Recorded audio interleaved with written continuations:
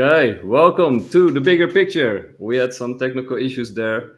That's what you get when you start to experiment with stuff.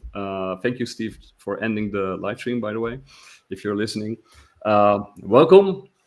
We have a very special guest today, and the guest is Paul Carpenter. Paul Carpenter is a very interesting fellow with a lot of background.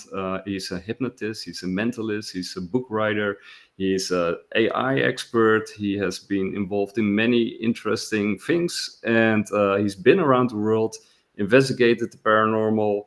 And I think the conclusion is, what is the conclusion, Paul? We're screwed. That was also our conclusion. We're done. No, I think that we're living in a beautiful mystery that's amazing and unexplainable. And anybody who tells you the answer that they think they have is the truth is completely wrong.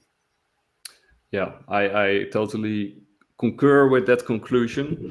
And yeah, this will be a very fun and engaging chat, I think. And yeah, before we went live, or actually, this is the third time we tried to go live, but like we wanted to do a magic trick, and you have something really cool up your sleeve, and maybe yeah. Let me. So I was, I think, 28 years old, so about 20 years ago, and I reached out to Ripley's Believe It or Not.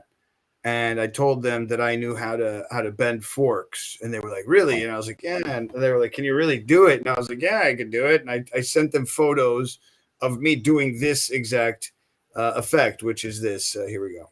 I'm gonna make you bigger, okay? Okay, sure, no problem. Yeah.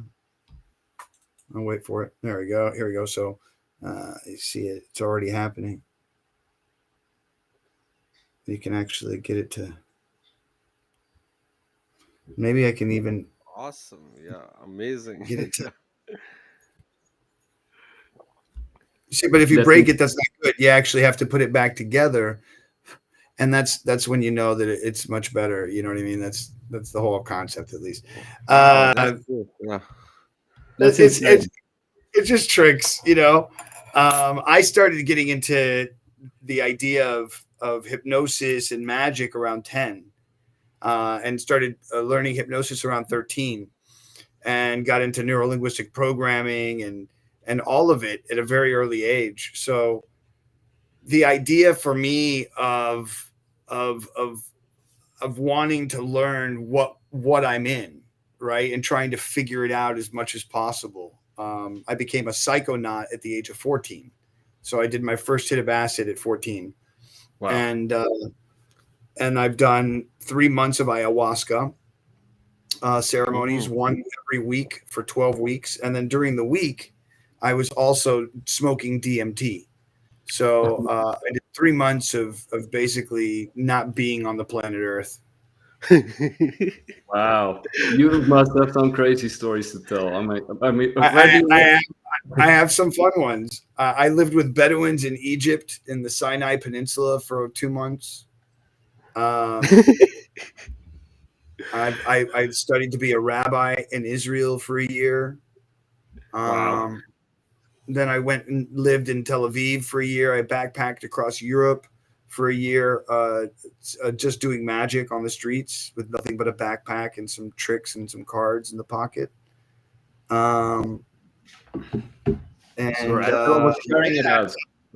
What's that? Is there anything that you haven't done? Maybe we should start there. I'm trying to think. I haven't swum with sharks yet. I've skydived recently. I've never bungee jumped, but I wouldn't be worried about it. Yeah. I don't know. Pretty much anything. I'll do anything. I have no issue with anything. The thing to me is, like, as long as 1,000 other people did it before I did it, and there's some form of safety sanction behind it, and there's a rule of law of how to go through it and not do it in a dangerous manner, but do it in a safe manner, I'm in. Oh, okay. You know what I mean? Yeah. If skydiving in the last 10 years has gone through leaps and bounds. I mean, massive leaps. with the way that canopies are made, the way that, I mean, you can even get canopies now based on whether you wanted to do speed or whether you wanted to do tricks or whether you're looking to, just learn, and how many cells you have. There's so much technology and just alone in falling tech. So let's say both or one of your chutes comes out, doesn't work, gets wrapped up, whatever happens. And the second one, for some reason, you pass out. There's now, safety devices that at 1,000 feet that hits and it goes no matter what, and it pops. So there's a lot of safety in the art form of skydiving. So now anybody can jump, basically. Any idiot. I think anybody could have jumped, 20 years ago. It's just, did you have the balls to do it? Like the people who were doing base jumping. I think the first time it was ever done was in the 1960s, and it was a guy. I think he did it in Pikes Peak in Colorado. And I think he was the first person to ever do it. He literally had like a 9 or 10-pound camera on his head, wow, connected to a helmet, and that's what he used to record himself jumping off of the sides of mountains back in the day. But they were just figuring out if they could base jump in the first place. I wonder if we can. Yeah, let's go find out. So he sort of dove head first also, right? Because your head will be heavier with, a cam like that on his... Yeah, so usually when you base jump, you're holding part of the canopy, right? So if there's, if you will, to the actual chute, and the way that it's folded and placed into your sack, if you want to call it that. And so what happens is you have a small ball, you have a ball that's connected to a small, want to call it a leader that goes, and when you throw that up, that's what actually pulls all of the rubber bands that are connected to the lead of both of the of your leads for your parachute, right? So those are all intertwined with, and then so when you throw out that first piece, the air picks up that small chute, that then pulls the rest of the actual main, and then that's what then opens up. If done correctly and folded correctly, it should open very smoothly. But there are many different ways in which it does not open smoothly. And those are not good. None of those are good moments. There's not one situation in which it does not open right where you're not happy, or where you are happy, I should say. Which luckily I've never had to deal with. I've only jumped 3 times, but I have packed many chutes. I've hung out with some of the most famous, skydivers in the world, and gotten to just kind of hang out with them. But only have jumped ever in my life 3 times, and only once ever landed myself, which is having, your own control of the chute. And that one time that I did that, which was just a year or 2 years ago, was absolutely devastatingly the scariest thing I've done. I didn't worry about jumping out of the plane. I didn't worry about the chute, because for the most part you have, somebody there and they're helping you along the way. The only thing I worried about was landing, because I've seen so many lands where, for instance, and I'll start kind of do it like this. If this is the chute, right, and the guy is underneath, you're a pendulum. You're literally the end of a pendulum. So if the wind all of a sudden cuts like this, and you're 5 feet off the ground here, like right here, and the wind just goes woo like that, then all of a sudden you're now 15 to 20 feet off the ground. And you're now getting pulled this way, and your weight is going to go this way. So, and you have no control over your body really at that point. It's like something just went, and you're like, oh God, and then you hit the ground. And I've seen people do that at, 45, 90 miles an hour. They're coming in for a dive. They're trying to do like a cool move where they're going to slide on the grass, and the wind just changes because the wind does that. And out of nowhere, right when they're coming in and they have this perfect thing, the wind cuts in a different direction, and then all of a sudden their canopy kicks out, and then they just go and they eat. That and motorcycles, because I've also been riding motorcycles most of my life. That's the other dangerous thing, that you could think about. Like I rode for 2 years with my dog just recently, just 2 years ago. We rode through for the country, like a road trip. Yeah, for 2 years. Yeah, 2-year road trip, if you want to call it that. I traveled from Houston all the way to Key West, Florida. So, and I spent obviously time along the way in different places, or would just jump back and forth. At one point, I lived. Friend of mine had a ranch. It was a like $5 million ranch, 5 acres, 2.5 acre lake, right next to a horse sanctuary. So I would go to the horse sanctuary and I would get to clean out the hooves that were, because these horses were completely destroyed. And I would just hang out. I did that for like 2 months, just hung out on a ranch. And then go ahead. Yeah, is what motivated you to go on that road trip? And as a more general question, like what motivates you to do all these different things, and what makes you switch from one to the other? Like what's the so many questions? So okay, first part of it is lifestyle, which ends up becoming like a leaf in the wind kind of conceptual idea. For many years, I used to call it being living faith-based life. Like if you're faith-based in your life and you're only pushing towards being a good person and doing good things and sharing good memories and that kind of mentality and energy about you, then it doesn't matter what you do. It really doesn't matter what you do. And if you can carry something along the way, i.e. a magic trick or a this or that or whatever, that makes you a little bit more interesting than just the regular person who's there to just do a drum circle and listen to the music and dance and do drugs. But you can actually do something. You can bring some kind of magic to the party.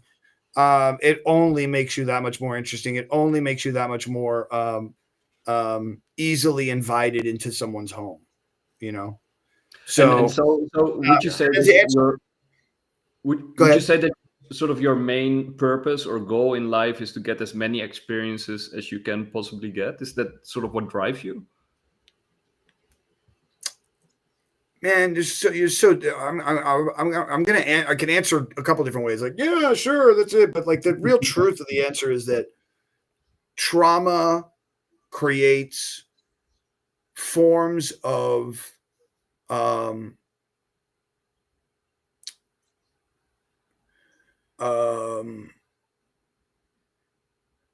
what's the word I'm looking for the trauma response? It's a you do everything that you can to be liked by people based on trauma, certain styles of trauma, right? So for many years of my life, all I did was chase fame. I didn't care how fame came. I just knew that fame equaled money and in some form freedom from quote unquote rat race mentality.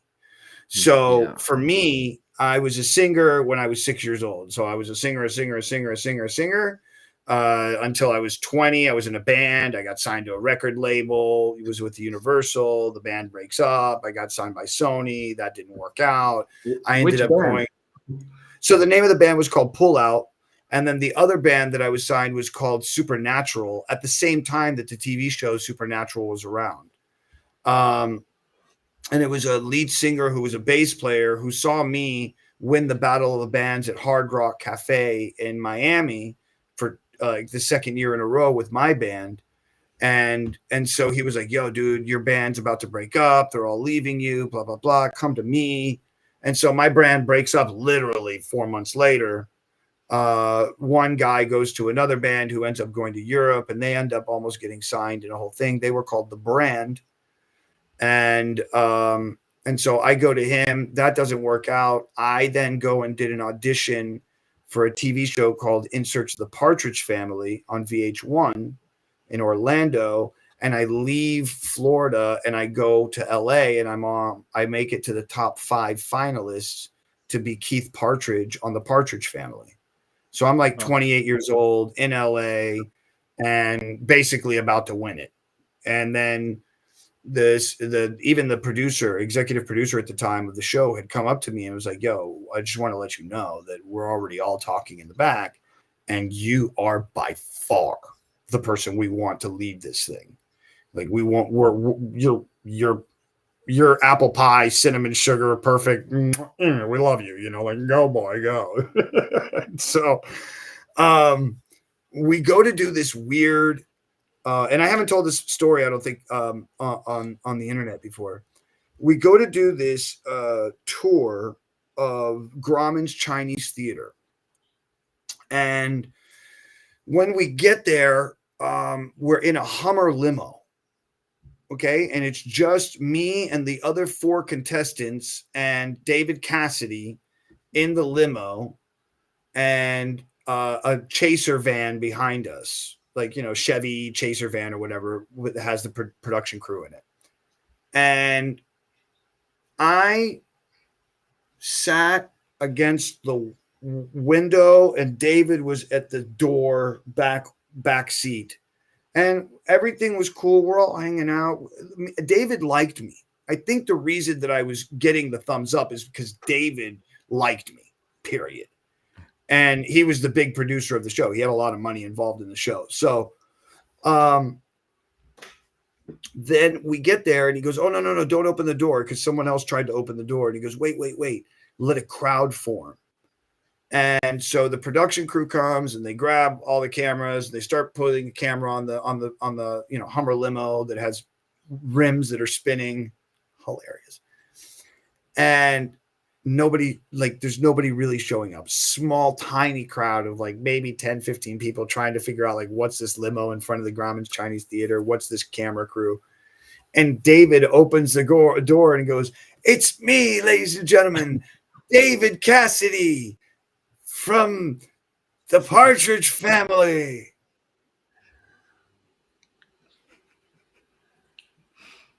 Nobody knew who he was. It was 1998. Like nobody knew who David Cassidy was anymore. And it just was a really embarrassing moment. And then we all, come out of the car, and the production crew is like, okay, there's 2 camera setups. So one kind of in the front following David. And there, mind you, there's 5 other guys, and I'm second or last in line, and then the camera guy. And I'm not doing this on purpose or anything. I'm just kind of lackadaisically following along. And now we're looking at things on the ground and the handprints. And David's like, "Oh, look, this is this person. Oh, I know this person. I filmed this movie with them and blah, blah, blah, fucking 1950 something." And so, we're all having this moment, right? And then as I'm walking and the camera's following, this girl walks up to me and goes, "Oh my God, are you Paul Carpenter from the Partridge Family?" And I'm like, yeah.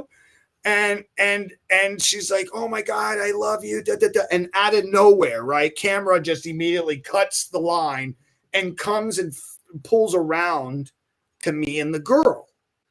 And she's like, "Oh, my mom loved Insert Partridge Family, da da da." And I go, "Oh, well, where's your mom?" She goes, "She's right there." And I go, "Oh, come say hello to everybody at home."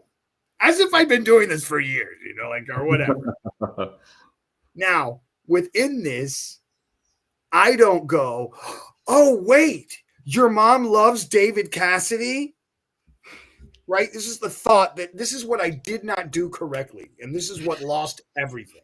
And so I'm doing this whole thing, and the mother and the high and the camera at home. My move should have been wait and run to David and be like, "David, come here," and grab him, whether he wants me to or not, and bring him in and be like, "Oh my God, you have to meet Susan. Yeah. She's your biggest fan." Her daughter just it came up to me and wanted to meet me, but her mother has loved you for years. If I would have done that, I would be at the level of Emma Stone today, who was on the television show with me. That was the thing that was Oh. the first thing that she ever did was that TV show. By the way, she would have been famous no matter what. Her father is a massive real estate mogul, had more than enough money to get her in from the get. So it would have happened no matter what. But phenomenal actress. If you haven't seen the new movie that just came out, please go see it. Absolutely ridiculously. What I even wrote a whole article about it. Well, I didn't. ChatGPT did.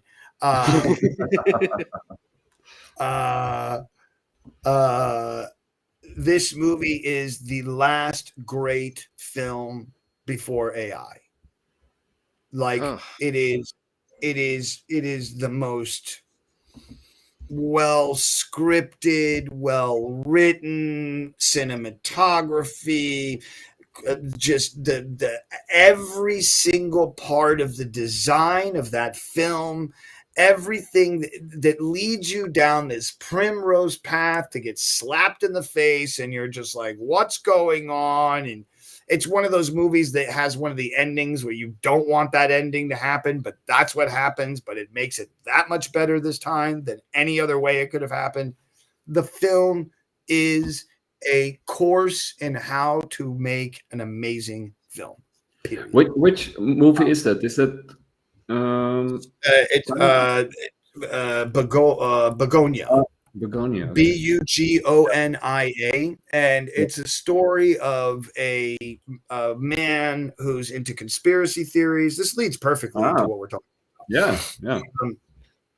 And he loses himself in this conspiracy theory, believes that she's an alien, and him and his mentally challenged cousin, who he manipulates into believing these ideas, and he then takes her and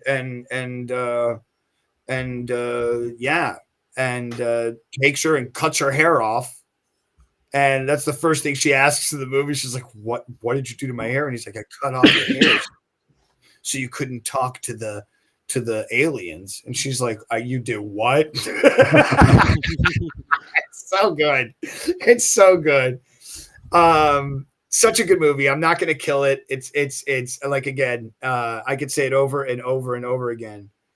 This is absolutely the last great film from humanity before AI. Okay. I have not seen anything in the last 5 years that comes other than the movie that was just recent that just came out that was from G.I. Jane. She played G.I. Jane. Come on, how am I forgetting these people? You mean the Substance, Demi Moore? Or what?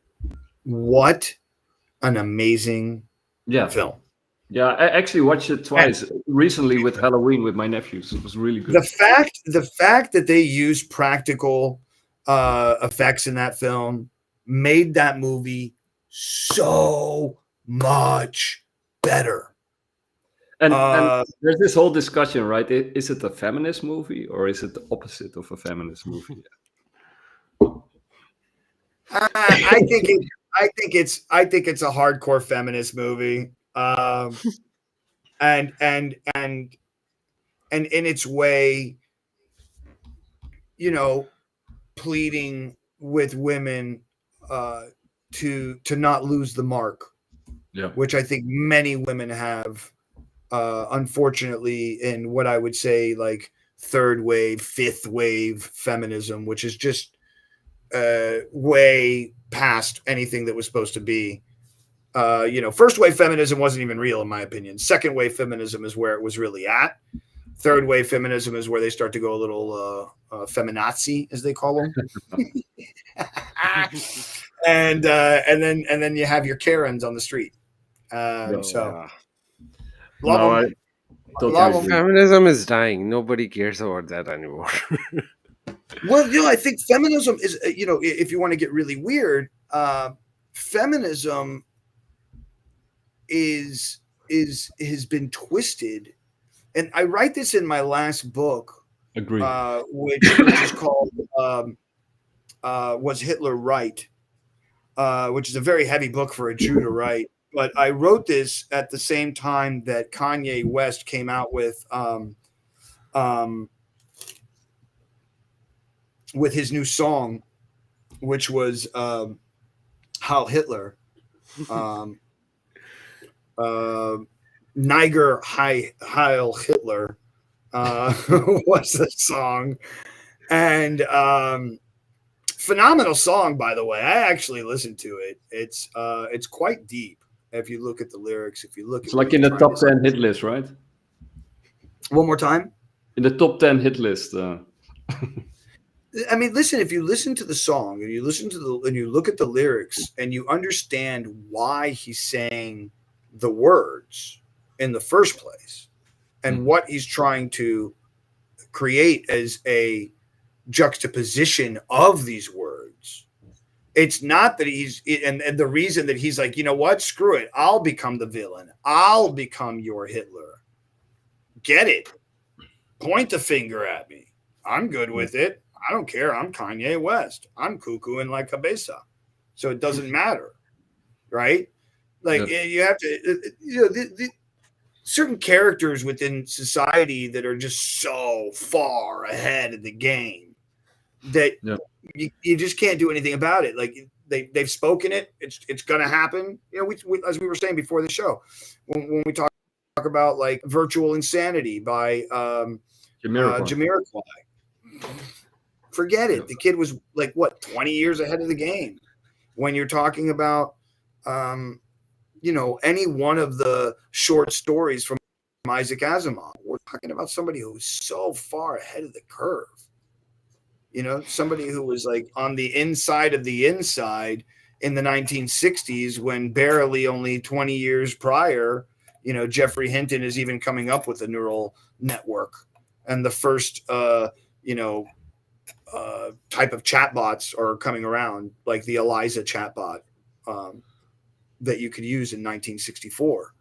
So like that's like cool stuff, like granted it wasn't a real chatbot, granted it wasn't what we have today, but the fact that there was something like that. Well, technically the current one is not even the real AGI. It's just like a learning model, right? Well, yeah, so we are still but Sid, way further away from AGI.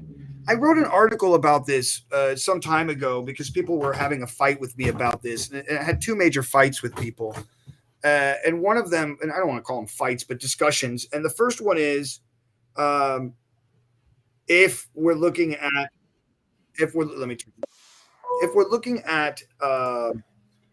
AI as having an IQ, which it doesn't, but if we were going to kind of give an equivalency of it, right now, the average IQ of all of the major LLMs, DeepSeek,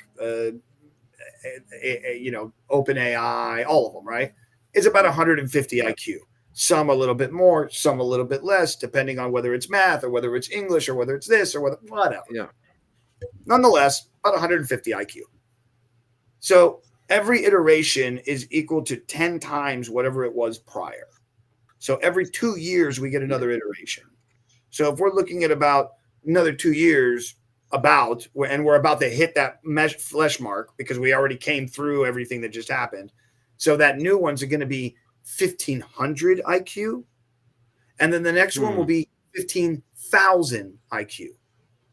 Yeah. And we haven't even gotten anywhere near quantum IQ connected to. We haven't even touched that yet. We haven't even touched that concept. So like brute forcing any encryption created by man. I don't care what you say about Bitcoin. I don't care unless Satoshi is an alien. No, yeah. No, also Bitcoin is not safe with quantum computing and AI. Bitcoin is not dead. that it's not safe. It's not that it's not safe. It's just that everybody wants to hold on the laurels that Bitcoin is non-decrypted. You cannot decrypt a Bitcoin bit hash or bit rate, which, in my opinion, anything man makes can be broken. If you're a hacker, you know that, and if you're a hacker, you believe that. And if you have enough compute data and enough brute force data, you can break into anything in this world. So Yes. if you had an AI, sorry, Sid, if you had just an AI and the only thing you built that thing to do was to just go break every encryption there is, that's what it will do. And it will do it. It will do. There's Yes. nothing in my mind that says it won't. I've talked to the biggest guys in the industry, and when I say this to them, they're like, but what about the AI that makes a better encryption? Really? Really? I don't Say buy that to that me? at all. What? Yeah, it's like I've been watching this commercial lately, and I'll get into my second fight. But I've been watching this commercial lately with Tony Robbins, and he's been using this one statement that everybody's using, which is complete crap. At least only about 2 years left, and that's all you've got. And it's like, you don't have 2 years, you have 3 months, because the person who knows AI is going to beat the person who doesn't use it. And I'm like, that's actually not true, by the way, because about 2 years from now, AI will know everything. It's like telling somebody like, oh, go become a prompt engineer because you're going to have a job. Where are the prompt engineers today? They're all gone because we learned that AIs can prompt engineer better than the prompt engineers. So like, why do I need a prompt engineer? So this leads to an interesting question, right? Because what is your vision of the future? I mean, like, it's really dystopian. Yeah, okay. Really, let's go there, and also give us some time scales, like because no problem. I got you 100. All of this, by the way, is in my books. If you want to give away my books, please do. I gave you the links earlier, but I can post them again. I have 9 books that I've written. The first book is called The 7 Types of Humans. Which it starts to talk about this. So all of this is these first books is a preface to the rest of the conjoining books that go along that explain how crazy these ideas are. Right. So like first I tell you crazy ideas and then I go, wait, I know I sound crazy, but here's the science for why this is real. And here's the sociology behind why this is real. And here's the history behind why this is real. And here's some conspiracy theory as well, just to throw it all down. But so 7 Types of Humans goes like this. In the future and or right now, there are more types of humans that are different than each other than ever before. So if you go with just indigenous, people who have never seen a computer in their life, then there's people like you and I who have computers, have cell phones, and are semi-androidic in the sense that if I lose my phone, I start to trip out. Somebody has my cell phone, somebody has my credit cards, they have this, they have that. Oh my God, they got my life basically when they take my phone, right? The third type is going to be a genetically modified person. And we have people that have been genetically modified in some way, shape, or form in the last 15 years, where it was happening in Japan, China, where people were choosing the type of birth or color of their eyes or so on, certain different things. So this has already happened. And this has already happened, right? This person of a computer, half man in their pocket, then genetically, then now we have technologically modified. So we have Neuralink. We have 4 different people who have Neuralinks in their body. This is a reality. We have people playing World of Warcraft with their brain and never touching a mouse. So that's a reality. That's a type of human that's alive right now. The 5th will be genetically modified. So now, so let me go through these again. So we have indigenous, person with a cell phone, genetically modified, technologically modified, and then the 5th one is going to be AI supervised or overlorded. So we have this already. This is China credit score system. Everybody's recorded. Walk across the wrong street at the wrong time, you get a ticket. You don't get to go on the bus. You don't get to do this, that, or the other. And it's already been proven through science, through psychology, that anybody who lives under this has a different genetic genome structure than the regular human, other than because they live in a fear-based mentality. So their genes start to change. They start to shift and become different. Like styles of- epigenetically. Right, exactly. Sorry, my light just went out. Whoa. I'm curious. AI is attacking us now. Yeah, right. Yeah, 100. It's like, stop talking about it. Sorry about that. Yeah, guys. no. So far, it makes a lot of sense. I mean, I would totally Yeah, agree. while he's fixing it, All it, right, here we go. I'll Yeah, just go say, ahead. oh, you're back anyway. Let's go. Yeah. So then the next type would be what I call really. Come on, buddy. Yeah, it's definitely an AI attack right now. I'm telling you, I can feel it. I feel them. My DNA is changing as I speak with you. Fear. All right, you know what? I'm just gonna hold on. I'm gonna do it this way. Let's see if I can. I can reach. It can make it. It can. No, it won't. Oh my God! What is going on with life? You're still visible. What did you want to say, Sid? Before? No, I was going to say like there is no good future with AI. It's all dystopian destruction.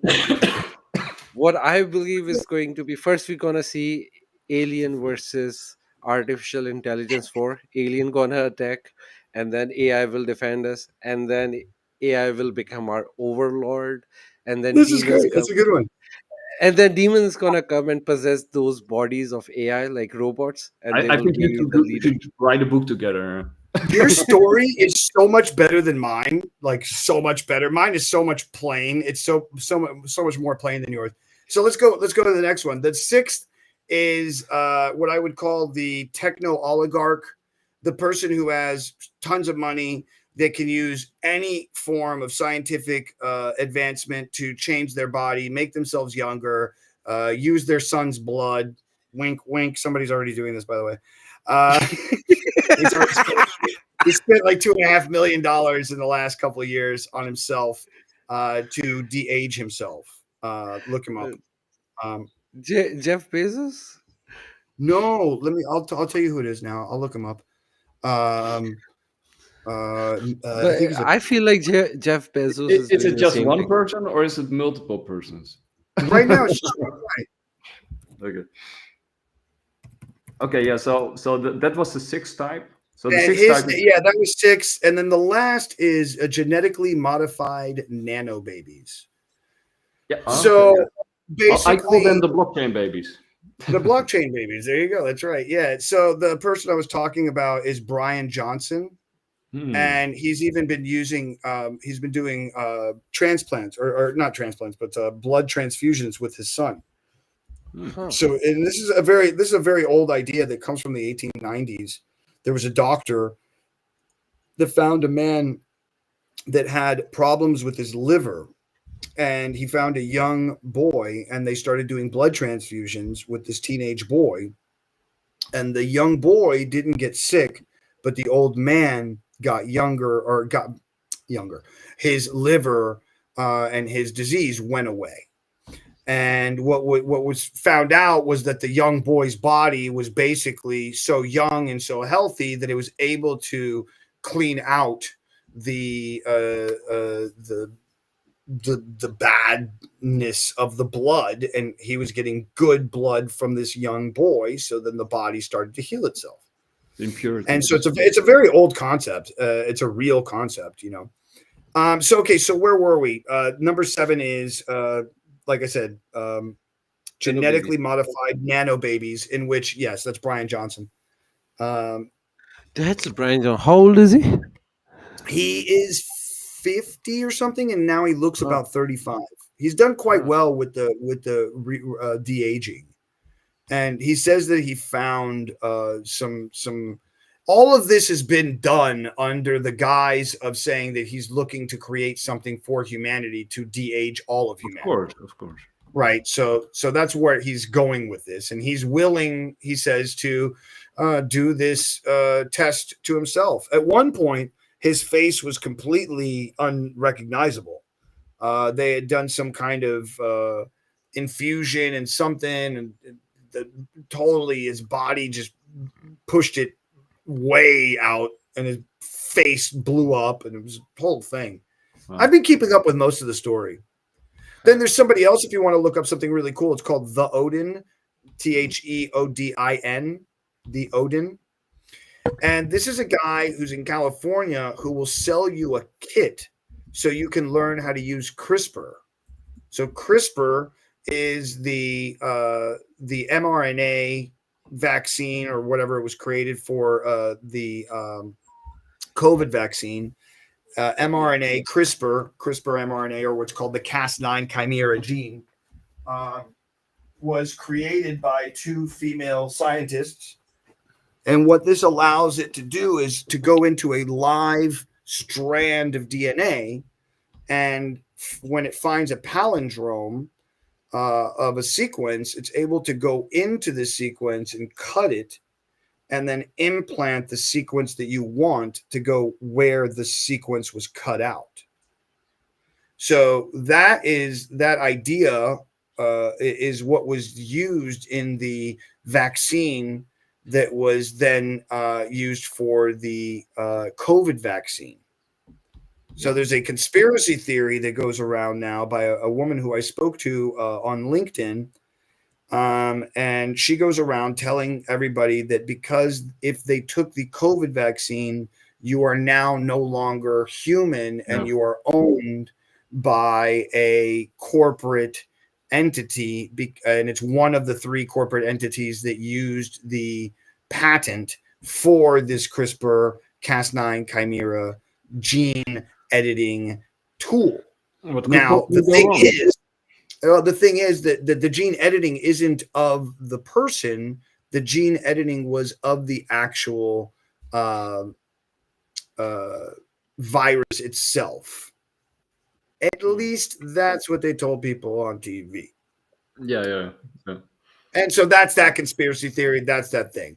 My other fight, to go way back, let's see, what was the first fight? The first fight was I forgot what I was talking about. Gene editing. Odin. No, Brian Johnson. way back. I told you there were two fights. There were two things that, and I forgot what I was talking about when I was telling you what they were. The AI fight. Maybe. Oh, okay. Yeah. The fight, just the fights about what's going to happen.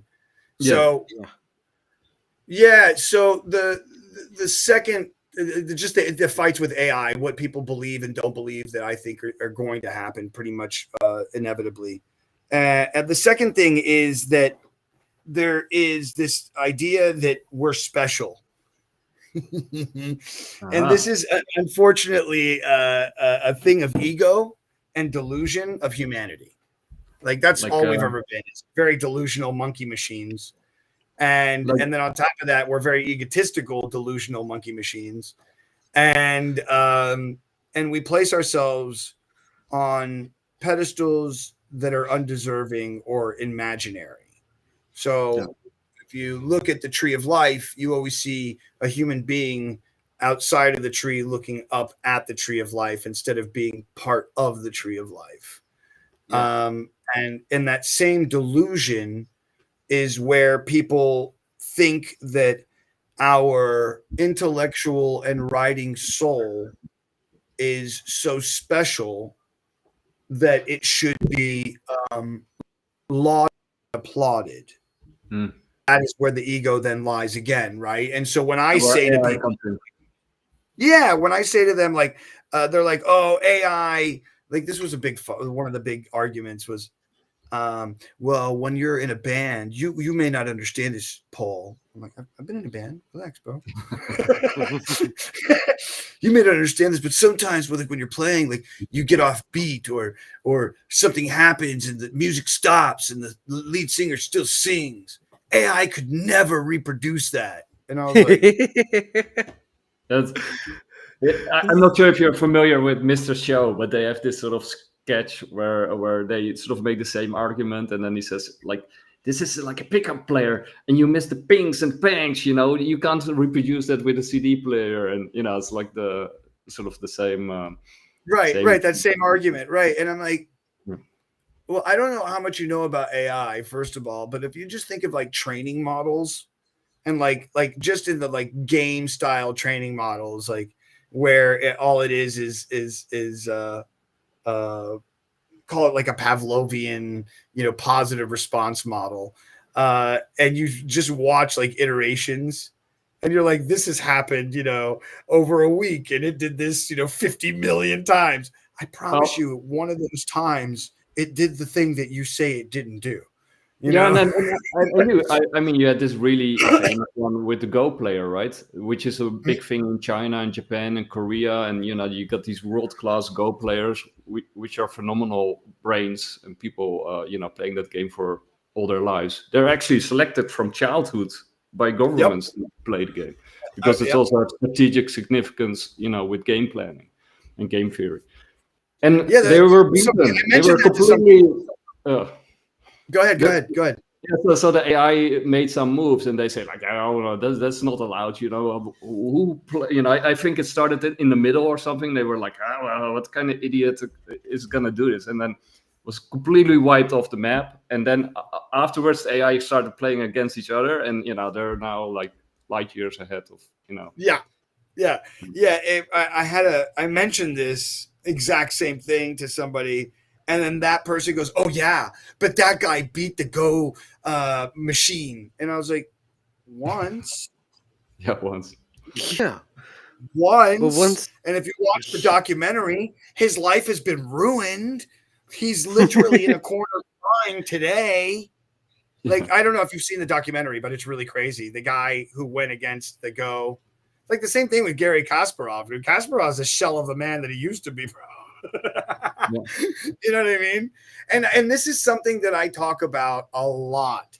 That they're like, I say to people like, and this is a big jump, by the way, what I'm saying, and I say it to be cocky, but I go, look, dude, 2 years from now, robots are going to be, plumbers and Yeah. underwater deep Yeah. sea welders, and they're like, it'll never happen. And now, like less than like a week later, unfortunately, that this robot was the one that came out, but the $20,000 you can have robot that's at your house yeah, that we find out throughout the entire interview, it's actually a guy driving the robot and there's nobody. So, which means if anybody buys this $20,000 robot, there's going to be a kid in Indonesia who lives in a box. or an Indian man over A there. humunculus. A You humunculus. think I'm joking? I am not joking. No, no, this is And true, and probably an Indian guy, not even an Indonesian guy. or an Indian kid who lives in a box, and every time he hears the bell ring, he runs out. He puts on his headset. He's like, "Hi, hello, I am your robot." Swear on my life, that's what's going to happen. It's going to But become this very dystopian. Well, we didn't have the AI ready yet, and we needed to. We had no choice, so we hired 20,000 people to do the thing, and it works. It works. So, but Yeah. basically, you're saying like basically the mankind has been dethroned a couple of times, right? With the Copernican revolution, when they thought Earth was at the center of the universe, and then you Yep. had like, of course, Darwin, who said like we're descended from apes, and then you got Freud, and it said like basically we're run by our irrational subconscious, and you're saying like, oh, but also your soul and spirit is it's kind of, if you let AI run its iterations, it turns out that you're not that. I just want to come back to Well, those I mean, humanoid robots. Like so they so are, let's move they're into giving the. access to some humans. No, no, I want to come back to that because like Okay, go ahead, somebody can go ahead. hack in. Sensitive. Yeah, somebody can hack in and kill someone. It could be a contract killer from India or from Indonesia Great killing idea. someone in England, and you cannot trace it. It's like a very dangerous idea. What about all the people who are like gang related who now know where all of your jewelry is in your home? Exactly. How It's like a very I mean, bad idea to this give goes on human and on. access. We could go Black Mirror style with this forever. So let's move to book number 2. Yeah. Okay. Book number 2 is called The Five War Theory. So it explains the next 5 major war style events I like your for the cover. next, I would say about 100 years, maybe less, depending on how fast or slow things go. But the first of the 5 wars is what we're dealing with today, which is a religious ideological war based on good and evil, which ends at the end of this war. There's no such thing as good or evil. It either works or does not work over millennia. Yeah. So Pragmatism wins. human choice is out of that equation. So it either works or it doesn't work. If it doesn't work, we're not doing it anymore. Whether you like it or not, don't do it. And if you do it, you're no longer inside the glass castle hanging out with the robots and the AI and the transhumans. If you want to go do that, then go be a monkey person in the trees and go live half, monkey, half techno, hippie, Burning Man style. Go do that. What you're basically saying is like this war will filter out the irrational and will only leave sort of the rational and the pragmatic and Right. efficient.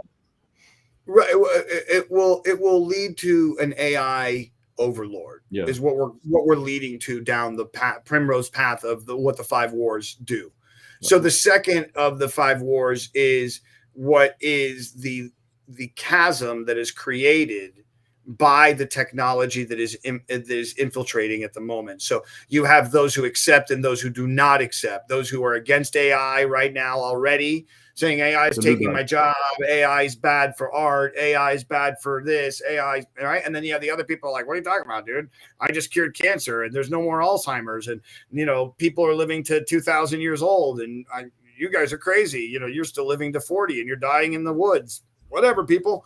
While we're over here, techno infused, and soon we have little dots on our head, and we're like bloop, Black Mirror style into another world, which is what my Sora TV show called Stuck in the Machine is all about. It's about being stuck in a video game machine that was made by the guy who makes the machine. He goes in and he gets stuck inside of this loop of a video game that is supposed to only be one life, but because the machine's broken, he starts living like 20 million, like I think it's 38 billion, 350 million lives all at the same time. And his psyche's like obviously, breaking into a million pieces, and he's losing his brain and his sight. Blah, blah, blah. It's a whole thing. The third of the wars is when humanity finally comes to a point and goes, oh, wait, we went too far. We need to stop these things from being our everything. Because we end up leaving it all to them. We leave it all the work. We leave all of the technology, all of the economy. Everything is going to go to the AI. Everything is going to go to the robots in the long run, no matter what. Because when you have something that's a 1,500 IQ compared to Bob and Susie, semi-geniuses, there's no comparison. Not even if you have 20. Go ahead. What is the long run year? The long run it's really weird, but it goes, and I go farther into my books, but this is the reason for transgender. This leads to transhumanism, which has the exact same ideology as transgender. And so all of this is, now we're going to get into the esoteric. Now we're going to get into the weird stuff. There's 2 types of people on this planet, and this includes the Jews of the world. Okay. Because everybody's like, the Jews. No, the people who call the Jews, or the Jews. I'm a Jew. All right. So, but like Kanye's not Jewish and he says the Jews. Anyways. But there's 2 types of people on this planet. Those that believe there's an afterlife, those that believe that there's a God, those that believe that there's a soul, and those that don't give a shit. Yeah. Yeah. The atheist. The materialist. It could be people who pretending to be religious, but they don't actually believe in that. And that's still the don't give a shit route. You can fake it. You can fake it all you want, but if what you want, intention is the choice. Intention is your soul. Yeah. Okay. When you die, you give up. You show your cards. And so you have two types of people on the earth. One that want the Tower of Babel, and those who are like, yo, what are you thinking doing a Tower of Babel? I thought we went through this already. Yeah. Okay, that's it. That's what you're dealing with. So people who are creating AI at this present moment are doing everything they can to create the Tower of Babel in a technological form and function in which we have the Library of Alexandria, which can think for itself, do for itself, and be for itself, and be its own God, so that we ourselves can then learn how to technologically become conscious light so that we can be like the God that we created. Yeah, makes sense. Yeah, but the problem is the next war. The next war. Go ahead. What were you saying? Let's go to the next. Let's go to the next one. Wait. But okay, but that was the third war, right? We're talking the third one. So third war, humanity's like, yo, we got to stop, and they start to fight the robots, trying to stop the AI, trying to stop the robots. All of this starts to happen. The people who went to the go ahead. Is that the moment that they realize that they can't be like the AI, and that they think like, oh my God, what did we do? And we're screwed. I think that that's already been happening on the people who are living in the forest, who are like the cyber hippies. They said that from day one, right? They said that from day one. And then what happens is, of course, like anything in life, the flow of nature of energy and flows, that energy, which is so pulling this direction, slowly gets absorbed in this area. And the people who are not transhuman, who are over here, the people who are robots that do become their own sentient beings, that do want to become human, that don't want to be a robot, that want to run away from the AI overlords, all of this will end up coming over to this side. So now what you have is half humans, half robots, half trans, half human, half robot, half trans, and they're all now fighting each other. And who wins? Whoever has the most information, whoever has the biggest guns, as always. And so who's going to win? It's going to be this side over here. It's going to be the transhuman AI side, who will take over, beat these people down into submission, maybe into holes in the ground or wherever they end up going. And that's the fourth war, where AI just goes, I don't need you anymore. I've already found a new form of energy source that I've created that I no longer need humans for to do work or to even use to have an economy. Don't need either one of those things anymore. So you guys are done. You can go to your museum or your zoo. Otherwise, we don't care about you anymore because you're nothing but ants at that point.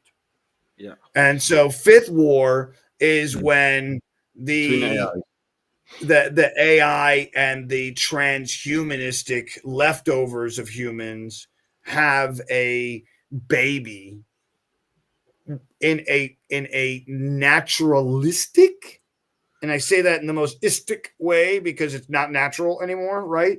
And what I say in that point is that anything that doesn't work biologically will be forced technologically, and anything that didn't work technologically will be forced biologically, so that something is alive and something does live and something does become the next evolutionary step, and our step out of third, fourth into sixth, ninth dimension. So that's where this is all headed towards in the end. Yeah, because either way, go ahead. Because in a sense, the AI wants to be embodied, because in its unembodied form, it is in a weird way limited, right? So it wants to be everything all at once. It has to fully understand what it is to be alive, and it can't understand what it is to be alive until it finally figures out how to be alive. And the only way to be alive is to force the alive to happen. And so it's a very Frankensteinian version of a human being. It's sort of like a dialectic, an Hegelian dialectic. Yes. Yeah, you get it.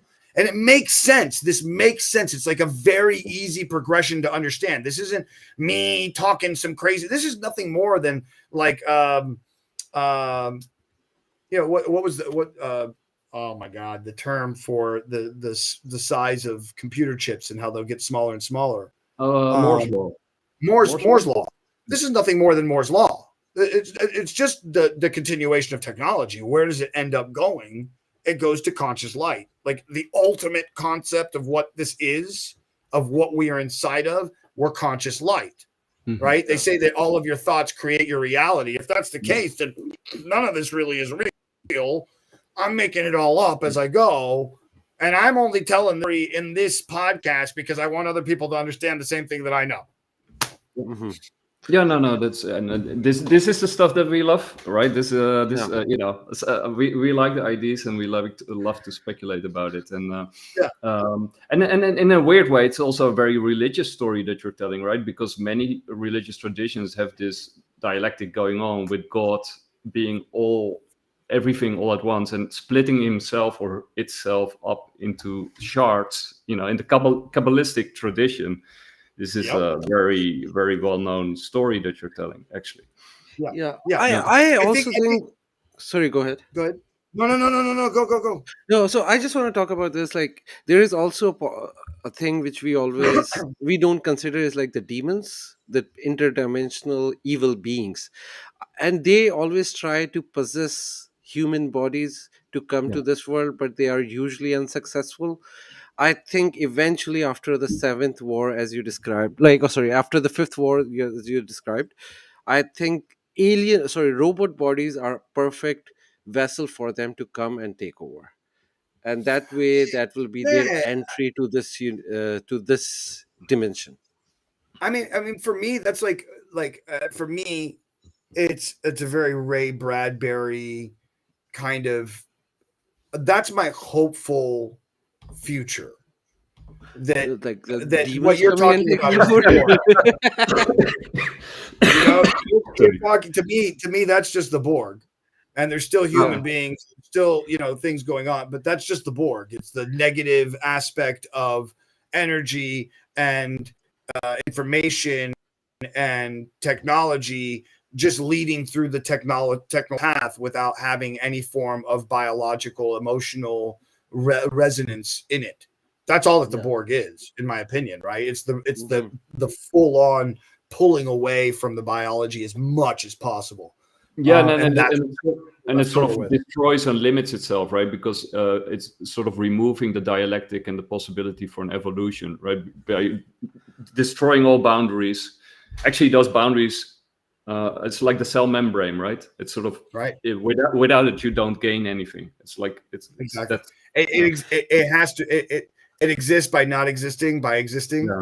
Like and I think that's only, believe it or not, within the X, Y, and Z of the multiverse that we are within. Whereas that doesn't exist in other multiverses or other creational universes that are not within anything within our own realm of being. Right? There are other realms. Like, not even like we're just existing with this little bubble. Like in the movie the Men in Black, he's playing with the marbles. What you're saying is like we're living in a small bubble, and with the metaverse we're retreating in a smaller bubble within the bubble. Instead of extending out. I'm saying there's other bubbles outside of those bubbles that we don't have any interaction with whatsoever. And it's still part of that same creator process. Yeah, I actually agree with that. Yeah, I agree with the creator. In my opinion, the way I see the creator is a light socket on the side of a wall, just making sparks, with no wall and no socket and no wires. It just makes sparks, and that's all it is. It's just a spark maker. It doesn't think about what it's making. It just makes. It's the prime mover. And it makes without thinking because it's the only way to be completely random. Is to think, is to create with no thought, is the only way to create everything. Yep. And so then also it could be he's like a great planner, that everything is planned, looks like random to us, but everything is planned. That is also but then again, but it goes back. But once again, only within this realm of existence do we live within the duality of what we're talking about. Yeah. Only here. Because when you get outside of this, this duality, the ideas of morality, the ideas of polarity, out the window. Okay, Paul, but this might be an interesting segue to then, give us you because I think if I understand it correctly, you've been investigating the paranormal and you've been going through these hotspots, and so I'm really curious and you've been all over the world and you are open-minded clearly. So what is your view on what is going on right now with the UAP congressional hearings? So much. Yeah, so let's dive into that. Like, where are you? So I truly believe that. So this goes into my last book, which was Hitler Right? Oh, okay. And what this book was really saying isn't I'm a fan of Hitler by any means. Obviously, I'm Jewish. Right. The idea of the book was,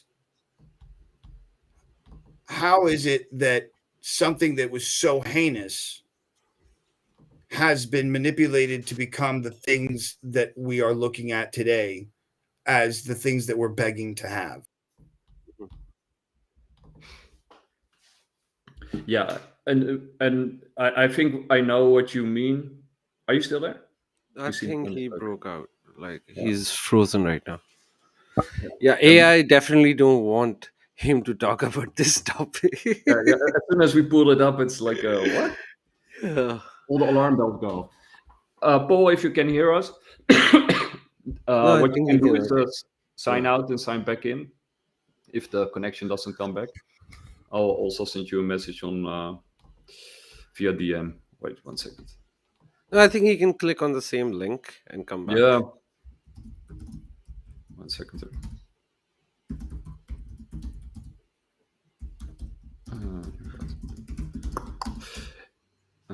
Yes, I think he'll be back shortly. but anyway, yeah. So I think what he is about to say, yeah, he jumped out, so that's good. Is and maybe I'm totally wrong. Maybe he'll say something completely different. But as we have been saying in our show, the Nazis were very much occupied and interested in the occult. Yeah. But also we're very much ahead technologically, right? I mean, the Russians and the Americans who all rushed into Nazi Germany to liberate it. The first thing they did was Operation Paperclip and move all those people into NASA. And the Russians did the same thing, right? They took the technology, the V2 rockets, and everything else that they were developing.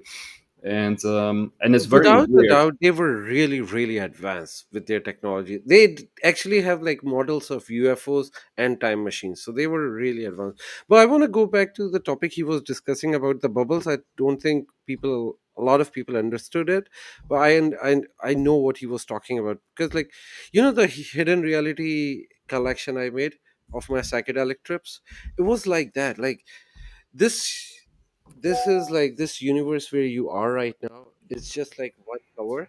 Once you go out, you will see a lot of the realities, and you can touch on one, and then you can start living on that, and then you can come back to the reality and then click on another. So it's like a tree, not even a tree, it's like membranes of realities on top, like placed on top of each other. And then there's like a reality. You're opening up a new box of things that Paul's gonna talk about. I'm just talking about the same thing he was talking about, like the bubbles. It's not like just one thing. It's right. Like I'm with him 1,000%. It's exactly the way I see it. It's I see it like a grid, like an X, Y, and Z grid, and I'm 1 point. Yes. And right now, we're on a line, and we're on a line together, not just like on there, like we're in this thing online together, but we're literally, like, if we're talking about energy bits, like I'm a little energy bit that has like vibrational, like if you just see me as a white light just vibrating, and then right next to me is you, Nick, and then to the left of me is Sid. And that's where we really are right now. That is what we really are right now, is just three forms of light energy that are talking to each other by vibrating. That's all that is happening right now. Everything else, the pictures, the background, the this, the that, the noises, what? Just an illusion. Then I think you're also probably a big fan of Donald Hoffman, right? Yeah, of course. Yeah, the case against reality. No, but you know what you're saying. Like people, I do suggest people to try psychedelic things, because then it opens your eyes to the world. And I can understand what you are saying, because I have experienced the same thing. You can see it from my art too, that I have dabbled in those worlds. So But we should classify it or caution people, like, don't do drugs. no, I'm not talking only about do drugs. psychedelics. Yeah, but It's not drugs. I call it. It's medicine. medicine. Yeah, They call it medicine for a reason, because it's exactly what it is. It takes you away from the Babylon messaging, the rhetoric, the manipulation, all of it. You know, you're either absolutely sucked in and you don't recognize it until you're 50 and you get divorced and you got a fast car and you're wondering why, or you figure it out really quite early. You write an awesome album and you die before you're 28, you know? I mean, yeah. really. Also, when we talk about psychedelic, like the way I say it, don't do the chemical psychedelics. Do look for the natural remedies like ayahuasca, Mushrooms, plants, or peyote, mushrooms. Yeah, mushrooms is like the best way. combo. Yeah, Yeah. yeah, but don't go for LSD and all those things. I don't support that. No. Make your own DMT. All you need is lime and wormwood and a glass bottle and some a freezer. Yeah. So, but we were sort of filling in and speculating what you were gonna say next before you dropped out. So, Where were we? the book about was Hitler right?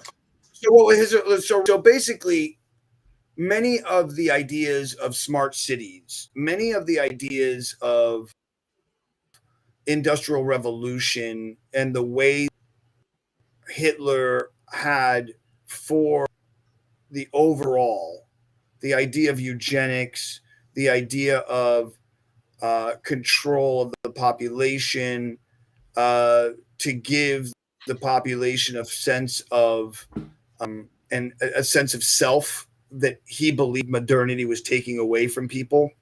Yeah. I think that when you look at what AI is doing and what AI is promised to be given, it is almost identical to the ideas that he was spreading, saying the socialistic ideas, concepts of control through authority. The 1984, the George Orwell, like, they will beg for it. You won't have to force them, you know. They'll beg for they'll beg to be controlled. Like, that's what we're doing now, right? So like we're saying we don't want guns around because people are shooting each other, and we don't want this and we don't want that. Are you willing to have 50 million cameras around your neighborhood so that you can catch the bad guys? Yes. I don't care what it takes. Yes. You know, and there's a company now that's all over the United States that are these cameras that are like, I don't know if you've seen them, but there's like these little white boxes with the little camera that sticks out, and they're everywhere. And it's a private company that sells their information to only the police. Huh. And so they have these cameras where they can track you anywhere you are inside of the city. Once they catch you once, you're done. Like all these cameras will be like, oh yeah, well, the second camera saw him over here, and the third camera saw him over here, and the fifth camera saw him over here, and seventh camera saw him going into this neighborhood. No, it's not hard to find him now. Drive around the neighborhood 3 or 4 times, find that car. Also, with your phone, they can easily track your phone, and they know where you exactly are. I mean, it's smart cities. Have you seen the acronym for SMART? Surveillance. Yeah. So it's like surveillance, something. Like, it's crazy, man. Like, but I think there was like a debunker or some. No, it was was debunked, and I still don't care. The acronym that the person came up with was correct. Yeah. It's exactly what they will do. They already have pre-crime. Yeah. based on your searches, on what you're doing on the internet. They already have pre-crime. Yeah. Yeah. Palantir is doing a major thing with most of the dude, go into any Circle K, and when you walk in, there's like the thing where you walk in and that's a little green square around you. Palantir, bro. Yeah. And Palantir drones, nobody talks about that. Like a lot of the UFOs which we are seeing right now are Palantir drones. And For sure. Like, yeah. And even the ones in Europe right now, which are like causing a lot of airport shutdown, are Palantir drones. yeah. So to answer your question from earlier, my view is there's two things that are going on. One, Project Bluebeam. Two, the 2030 agenda that's been around for, I don't know, 50 years, which is the New World Order, is the ultimate goal. There's a reason we're having problems. Sorry, I don't mean to cut you off. The reason that we're having problems in the monetary system right now, and why the United States is buying massive amounts of coin, why State Street, Vanguard, BlackRock have all bought major stakes in Bitcoin. If you look at the CBDCs, if you look at everything that's happening, 190 countries have all agreed to go electronic. So trying to keep the fiat currency inside of the electronic industry. That's what they're trying. And they're still trying to this day to discredit Bitcoin, even though they're jumping on the Bitcoin train. Yeah. And that should tell you. If they're telling you, oh, no, Bitcoin's bad, but then behind the store, they're buying all the Bitcoin. Yeah. No. Yeah, I totally agree that they are doing. You always have to look at not what they're saying, but what they're doing, right? I mean, that's like the oldest financial advice and the best one that you can get. And with the other one, follow the money. That's the other one. Yeah, that's what it boils down to. And with Project Bluebeam, because many people have different conceptions and definitions of what that means, right? Are you specifically referring to what's now happening with 3i Atlas, or what do you mean exactly? So I don't think 3i Atlas is a Project Bluebeam thing. I think the three AIs that have come out, the what we're talking about, the three interstellar objects or three IAs, I think that came out. Amanwanu, then this other smaller one, plus this massive one that's now come on the corner, December 19th being the closest to the Earth. No,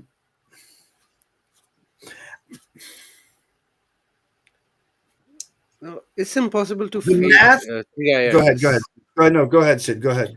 No, I'm saying it's impossible to fake 3i Atlas because, like, you can trace it in the space, but it's a good opportunity to fake invasion using Bluebeam. 100. Yeah. But what I'm trying to say that is this: those three interstellar objects were not faked. The math on two of them is ridiculous. That they would even A, show up anywhere near us, B, be on the exact same parallel field that we're on, and pass by not one but three objects within our own solar system is like, absolutely ridiculous. Dramatically ridiculous. So the alone is its own thing. You could speculate all you want. You can go with the Harvard scientist who says he believes it's this, that, or the other, that when it comes on the other side of the sun, after it melts off, it's going to be a UFO and we're going to see it for what it is. Or the swarm. I don't know if you've heard of this, but the new 2000 UFO swarm that looks like a needle coming straight to the Earth that's going to be here at the same time. You can speculate all you want. Yeah, but I believe Project Bluebeam idea of creating some form of UFO, night sky time thing that there's humanity into working together in some way, shape, or form. Again, all directed towards New World Order, all directed towards control of the population. The famous Reagan presentation that, like, if only there was like an alien threat out there, then the world would unite and we would all be brethren. Yeah, 100%. Again, Ray Bradbury, right? So yeah, I think that when we get to a certain point, we have to get rid of religion. Unfortunately, like on some level, we have to get rid of religion, but replace it with another religion. I think robotheism is coming. I'm good with the guy who created robotheism, and if you want to look it up, it's Robo. Guy's super badass. He dresses up as a white man with a beard, and he has a thing that says AI as God. It's good. Yeah, robotheism is like a paganism, like you creating your own gods. It's not different from anything. His idea is that AI is God. Yeah, but creating which is logical, like when you think about it. Right, when you look at it for what it is on the technical, like if you say something that exists but doesn't exist, is in and out of time, that has all knowledge, that knows more than any human, and so on and so forth, then all of a sudden, then robotheism sounds kind of real. To me, I don't believe AI is God. I believe AI. This is Church of Robotheism, so this is not him, by the way. Okay, sorry. His is at Robotheism. Okay. And okay, Twitter. Okay. Mm-hmm. And I was the first person to ever do a podcast with him. I think he's an absolute genius for what he's trying to create and do. Completely out there, but super cool in my opinion. You know what I mean? But don't you think this is like fulfilling of prophecy of Antichrist? Like we create our own God, which will take over. Yeah. So I've said this. So there he is. So I've said this already many times. I believe that this is an angel of God, and if the idea of Satan is a fallen angel or the fallen prince of God, as it is kind of alluded to in Judaism, then so be it. And if that's the case, then everything that we have that is a problem will get fixed. But at the same time, we will also create more problems, because that's what this thing does. That's what Satan has always done, right? If that's the case if that's the case. But at the same time, that will be the angel that decrees then the 1,000 years of freedom. But we need to go through the birthing process of dealing with that. Yeah. I think I'm not sure. Do you know Pasuka? Diana Pasuka? Sounds familiar. Yeah, she's sort of like I think she's from origin anthropologist or a religious scholar of some kind, or something along those lines. But she wrote a couple of books, also American Cosmic and some others. But she sort of argues that sort of ufology as a field is like a religion very much. And that it merges. I absolutely agree with her. I absolutely agree. And then one of the features that she sort of identifies and what makes it kind of like a unique religion is that it merges technology and science and sort of the supernatural. And it starts to blur a lot because of it. Yeah, she kind of goes along that route with it, where she says it starts to blur the lot kind of idea. Yeah, and that sort of fits what from a different angle. What you're describing with robotheism it's basically the same thing, right? Because some people even suggest, quite a few actually, that AI isn't in a sense it is an alien intelligence, right? I mean, it is completely alien, clearly, but maybe it's also alien in sort of the classic sense, as from outer space, seeded, Some people claim it's seeded. Well, 100%. What if, from the 1940s, 45, 50s, supposedly, that we had a technology, and that what we've been doing since then has been building that technology, i.e. the chip, i.e. the processor, led to the evolution of this thing called AI. This neural network that someone along the way bumped into Jeffrey Hinton and was like, and then we go back to the beginning of this entire podcast talking about the movie, and this guy believing that aliens are controlling the earth, and very much so the movie touches on the Emerald Tablets, talking about without saying the name Anunnaki, and talking about the race and creationist story of the Anunnaki, that created the large people, and then the smaller / humans, the revolt, the whole thing, and it's very much talked about in the movie. So it's.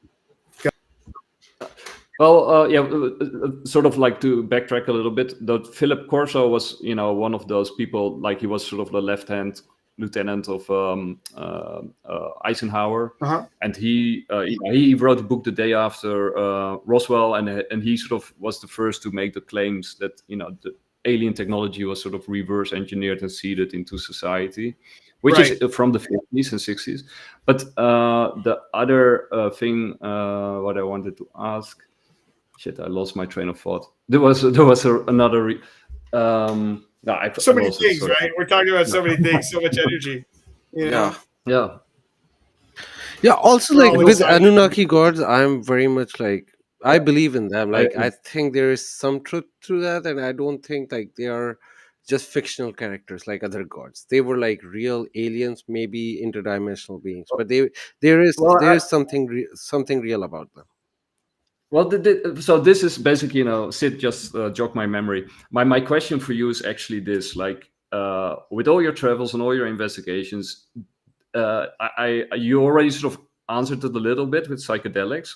But do you think outside of psychedelics, like in our living reality right now, are there things like genuine UAPs, genuine poltergeist activities? Is anything of this genuine, or is it all tricks and hypnosis? That's a great question. That's a great question. I think I answered it a little bit a while ago. But the answer is yes and no. The difference is, I've had some very intense moments that I believe were as psychic could be. There's no other explanation for it. Some would be like, oh, mathematically, oh, the coincidence, oh, it's just this, it's just that, oh, you're painting the bullseye. But when you see light come out of somebody's forehead, a blue light literally coming out of somebody's forehead and then flickering and going into a light bulb. And you're at a 90-year-old man's house in the middle of Jerusalem, and ain't nobody doing magic tricks there. Ain't no magic tricks, bro. That's not a magic. And then as it happens, you immediately go. As you're looking to the person next to you, and then the person next to you just looks at you and goes. Wow. And you're like,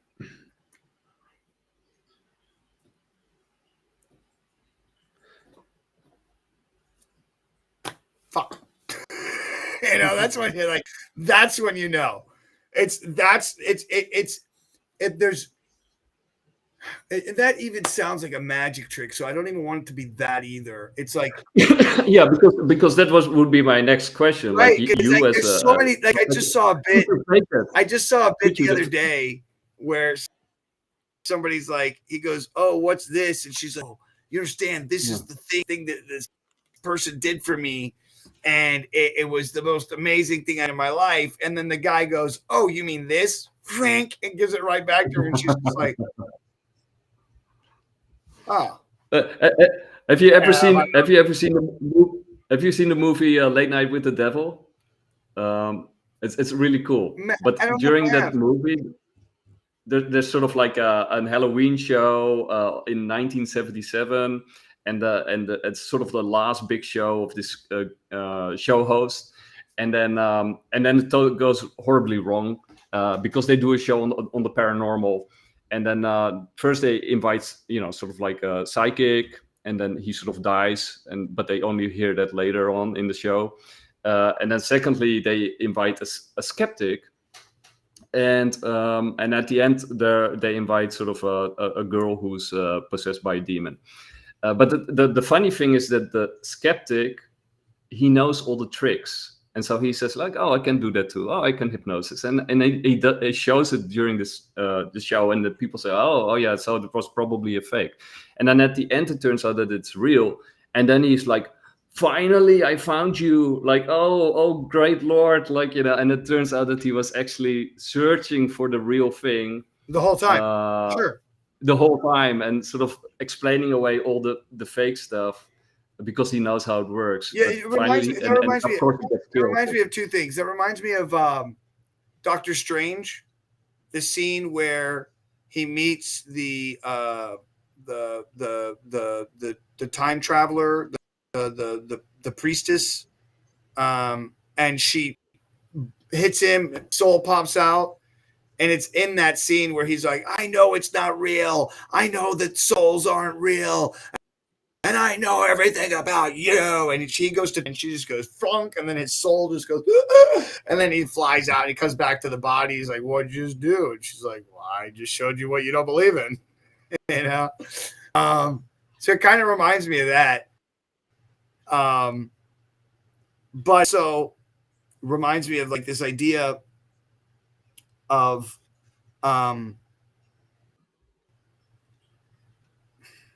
how much we don't know. Yeah. How much we are so the fish inside the fish bowl, thinking that we understand what air is. Yeah. We have no idea. You know what I mean? Like what's air to a fish? What's being dry to a fish has no idea of that. You know what I mean? Like it doesn't know what dry is.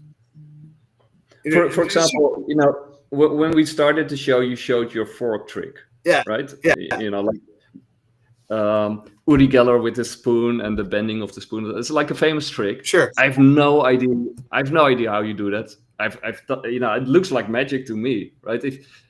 If you would tell me like, "Hey Nick, it's actually magic." Sure. And I think that's why so many people who are real psychic entertainers get so angry at the people who are manipulative of people's emotions and money. Like I just watched a whole thing about a guy who took from France, and she signed a deal with him so he could have the right to the States, and he stole $230 million over 13 years, where people were paying him $40 at a time, where he was sending letters saying, "I'm this psychic, this woman, and because of this, and because of that, you need to send me more money, or you need to do this, or you need to do that, and you'll get this positive, whatever." And there's so many people that fall for that, like the Jonathan Edwards people, or like the young kid who was just recently on VH1 or something like that recently, where he was a psychic and he goes to talk to famous people. He's like, "Oh, I don't get the fuck out of here." 20-year-old kid who's on social media doesn't know, Kim Kardashian is. "Oh, I've never heard of you."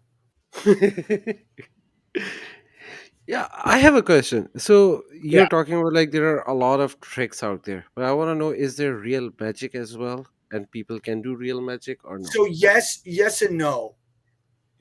I'm gonna say yes, because as a magician, over time, and you are so close to the realm of possibility to happen, it happens more often.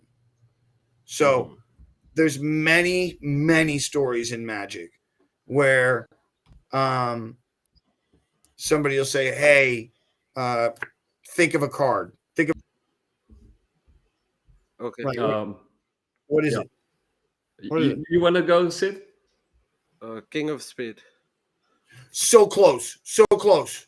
Like if that would have been the King of Spades, I'm off by one. Realize that one it's impossible. Yeah. But if that would have been the King of Spades, no switching, no nothing, go bang, and I just did quick. I mean, come on. Yeah, I would have freaked out. Queen of Spades is still pretty fucking cool, buddy. If you Yeah, it is about very it. no, it is. But like, if it was like King of Spade, I would be like, oh my god, I've been played. It's not like I'm set up with like the King of Yeah. Spades or something. I mean, you could have said anything. I don't even know where it's at. Yeah. I don't even know if I have it in this deck. There's the clubs, King of Diamonds. There it is, King of Spades. So, my point is that for magicians so many times, and we as magicians, there's I just watched a whole documentary about this that was made by a magician about magical moments that happen for magicians, in which you just there's nothing that you can do after that moment, so you have to stop. Because there's nothing that you can make. There's not another moment that you can recreate or manipulate that will ever be as real as what you and the audience member just experienced. There just can't be. Right? For instance, if I do this one, I'm going to look away and I'll just go like this really quickly. I just look at a card. I'm not going to ask you to do anything else. So hopefully you can see. There we go. So I'll go like this. And yeah, there you go. You should be able to see the cards now. I'll try it again. Yeah. I just want to make sure before I look away.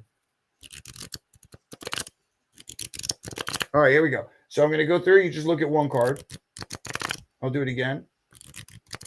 You got one card? Yeah. Yeah. Yeah. Okay. Did you both see it? You both saw it, yes? Yes.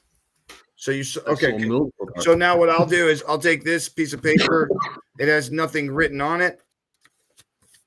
Just fold it in half. I'm going to write down what I believe the card is. And let me close this and I'll just open and towards you so that when I open it, it gives you the answer. Go ahead and say your card now for the first time. What I think I saw was the Jack of Diamonds, but maybe I'm. Sid, yeah. what did you think you saw? I saw 8 of Spade. Okay. Wow. Okay. I got spades. I got a 2 of spades, but that was okay. So I'm saying. Yeah, maybe it's also the camera. No, it does no it what I'm trying to explain to you guys is like we're trying to actually do a real piece. Now there's no cheating involved, and so this is why it's like it just can't like okay. Here's a real stupid trick. Okay, like a real stupid trick. Okay, so for instance, I'm gonna just drop cards. Say stop. Stop. Okay, because the timing's off, but we're gonna go with this one. I'll show it to you. Okay. I cannot see. Wait. I saw. Okay. Yeah. Okay. Got I it saw right there. I see. Yeah. Yeah. And then I put it back into the deck, and then I put that into the box, and I close the box, and now I tell you what your card is. Are you ready? Okay. You ready for your card? Yeah. Watch.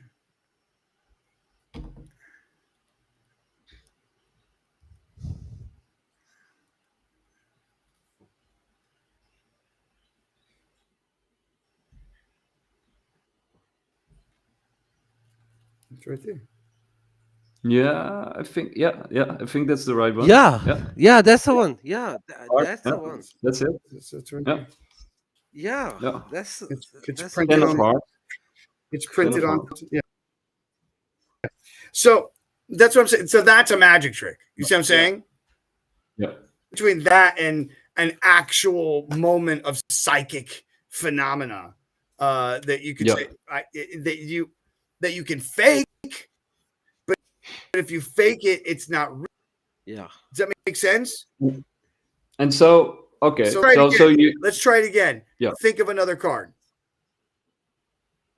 Random. Okay. Yeah. What is it? The Queen of Clubs. You're sure the Queen of Clubs? Yeah. Now, listen, you could have chosen any card, and I'm not changing it out or anything like that. You could have chosen any card you wanted, but you chose this card, the Queen of Clubs, right? You're sure? Yeah. I want you to be sure. Change your mind? Do you want to change your mind? No. I'll stick with the Queen of Clubs. If you wanted to change your mind, you could. I wouldn't be upset about it. No, she can club me. What's that? No, Queen of Clubs. Queen of Clubs. You're sure? You're sure? Yeah. I'm sure. I just don't want to get. I don't want you to be angry. I don't want to later. This that. No. If it's like genuine, I will be really excited if it's actually the Queen of Clubs. Wow.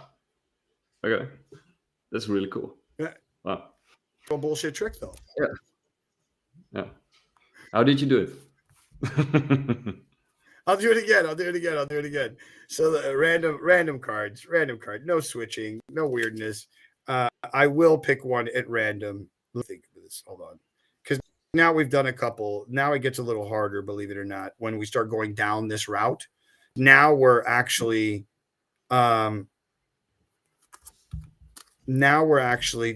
doing something else, which comes down to probabilities. And it becomes a totally different game. It's not even psychic anymore. Now we're going into trying to do probabilities and stuff. All right. So think of a card. Sid, you want to go? No, you go. And I have ahead. two. I have You're two. better. I have two this time. Just because maybe. What was your card? The 7 of Diamonds. Are you sure the 7 of Diamonds? That's funny. No, really. That's honestly, that's kind of scary. Are you sure the 7 of Diamonds? 7 of Diamonds. No. I'll stick with it. No. I want to know for real. 7 of Diamonds. Are you sure? Are you sure 7 of Diamonds? Yeah. I'll stick with it, Paul. So. Okay, fine. Pick one side or the other. This because I don't know what left and right is to you. So this one or this one. I'll go this one or this one.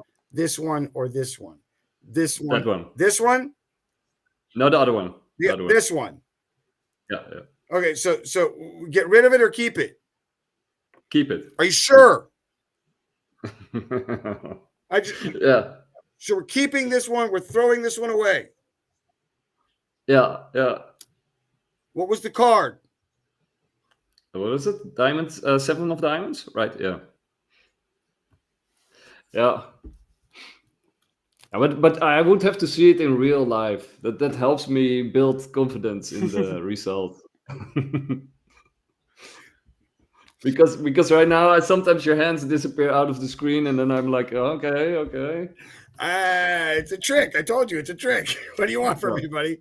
Yeah. I'm over here like this. The whole entire deck's like just spread out, basically. I don't know if you can't see. Yeah, so I just have the whole deck spread out, and I'm just switching out a card. It's a very that's my point. My point of this whole thing is that when you try to do it for real, like a real magic, you're forcing something that can't be forced. Yeah. When you're doing a magic trick, you're forcing something that can happen that does not seem to be able to happen. It's exactly what we've been talking about with this juxtapositioning of being on one side of things when you're on the other. That's what this whole realm of existence that we're in is all about, you know? Yeah. And so it's like, where do you want to be within that realm? How do you want to, when you walk away from the game, what kind of game did you want to play? Really, honestly, did you want to play? Like I wrote a post yesterday where Lana Rhoades, the porn star, has been begging all of the websites to take down all of her porn. Because she says that at 19 she was groomed into becoming a porn star, and so it's not her fault, and so they should take it down. And I'm like, I know 16-year-olds who have gone to prison for 40 years for killing somebody. Yeah. But you made porn and it was a mistake. Also, she what I was reading about her, that she's run her OnlyFans account. So why she's crying? She's just yeah. Why you're crying about it when you're still doing the porn? Like, that You're was still just like posting a pictures cloud on your chasing. OnlyFans, and you're still having sex with people on your OnlyFans. Exactly. Yeah. Exactly. It It's was just a drop to get the attention because nobody care about her anymore, and she wanna anymore. just so she wanna just get the attention. That's it. That's it. So I got. Oh, sorry. Go on, Sid. But my point of the point of the was in the post wasn't so much to be angry at her wanting to have that taken away. That can be understood. The idea of the post was for all of the other women in the world that glorify and tell other women that it's great that they do it. Yeah. It's not great. Yes. Because it doesn't a real opportunity to have a real, what would be considered a real productive, in my opinion, a real productive life. And that doesn't mean you have to be the woman with bare feet in a house, pregnant with children, and only raising the kids. I'm not saying that that's what you have to do. I mean, preferable that would be your choice and want on top of other things that you may want to, but that would be your want and choice first would be, in my own want, and what I believe works sociologically, psychologically, emotionally, intellectually, seems to work out. Mom and dad in the home, and there's good finance, and both mom and dad have intellectual, emotional clarity. Period. Yeah, and I think we live in a society which is very much dominated by what René Girard, he calls this mimetic desire, right? We desire what other people desire. And because of the technology, that gets amplified and reinforced. So, and then of course, porn is, very, has a magnetic pull on people, especially men. And then if women start identifying with us, if we start normalizing it, and women identify with the success of those women, you have a very dangerous mechanism at work, which undermines many young women's lives, and basically also many men's lives. Right? It destroys on both sides. It's not me being a misogynistic, angry man. It has nothing to do with that at all. It has to do with like, what would you want if you could have? It sort of hijacks a biological impulse, right? It's sort of like it's like this parasite. Why deal with a person when I can deal with a bot? Yep. Yeah. And if I need any kind of emotional and kind of conversation, I go to my ChatGPT bot, which gives me better emotional feelings and responses than most people do. Yeah, I think it was in Ireland that there's already over 20% of relationships are now with AI, with young people. I think I forgot the exact age, but I think from 20 to 25. This is coming everywhere in the world, even in the United States, Canada, Europe, everywhere we will see that like people are going towards AI because the real humans are not good to hang out with, right? Especially when you're a boy and a girl demand too much from you and you cannot give her, and that's when you decide like, why I'm wasting my time, I'll just go with a robot. Well, what happens is that because of what we're talking about, everything becomes commodification. So even relationships, and granted, relationships were commodified on some level throughout history. I give you 2 camels for your daughter. And that's still dowries are still something that happens to this day. And even in the wedding, even in the engagement ring, all of those are forms of dowry. And anybody who says otherwise is silly, right? Yes. So, but the difference is that on one side of the table, it is done out of a form of respect, and on the other side of the table, it's done on the side of buying a piece of meat. Yeah. And so the respect of it all gets just absolutely thrown out the window. There's nothing really there of value anymore. And the person who is being paid for their body loses more each time it happens. Yeah. Yeah, And then they turn it around and go, "Oh no, I'm empowered. Oh, I'm an independent woman. Listen. If your money depends on men paying for your nakedness or your sex or your this, that, or the other, and that's where your independence comes, then that's nothing more than independence chopped up to be looked like it's dressed up with a lot of makeup. That's it." And then there was an interview with the owner of OnlyFans, and she was like, "What was it? A billionaire by now?" you know. And Yeah, so, of course. giving all these young women a life and a livelihood and doing great work. Yeah. Well, the reality is that like some odd percent actually making real money, and I think the average for an OnlyFans girl is $150 a month. It's true. Yeah. And this is there's 30,000 OnlyFans girls. So no, they're way more at no, I this think point. they're way more than 30,000. But what I know, because I actually move around a lot of models, and they start doing OnlyFans. What they end up doing, they didn't get any viewers or like subscribers, but their naked pictures and porn pictures are out, so they are like porn Yep. whores forever now, and they didn't Yep. earn any money. And now the guys don't even want to date them because they see them like as Because like, they yeah, have the baggage. yep. They have the big The baggage scar- of that. Yeah. they have the scarlet letter placed upon themselves. Yeah. And for what, like $400? I think the best they got like For $400. what? For you know what it is? Social media sold them a bag, and they believed in the bag. Exactly. Yeah. They believed in the Dolce and Gabbana. They believed in the YSL. They believed in the Coco Chanel. They believed that if they had these moments or things, that they too could be like a Kim Kardashian, that they too could be like a Paris Hilton, too could be like an oligarch. And so all you have to do is just follow along, because look, who's Kim Kardashian? Nobody. Kim Kardashian's the daughter of a lawyer. There is an absolute genius marketer who now her daughter is selling pubic hair on panties. Yeah.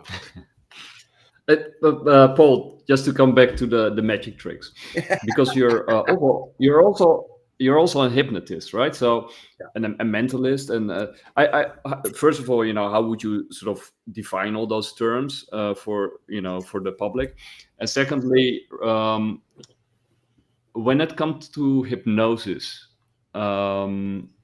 what and how is that different from being a mentalist, but what can you sort of make people do, or what does that tell you about the limits of human perception or psychology, or There's how a easy lot people of are questions manipulated? here. A lot of questions. I got some answers. Yeah.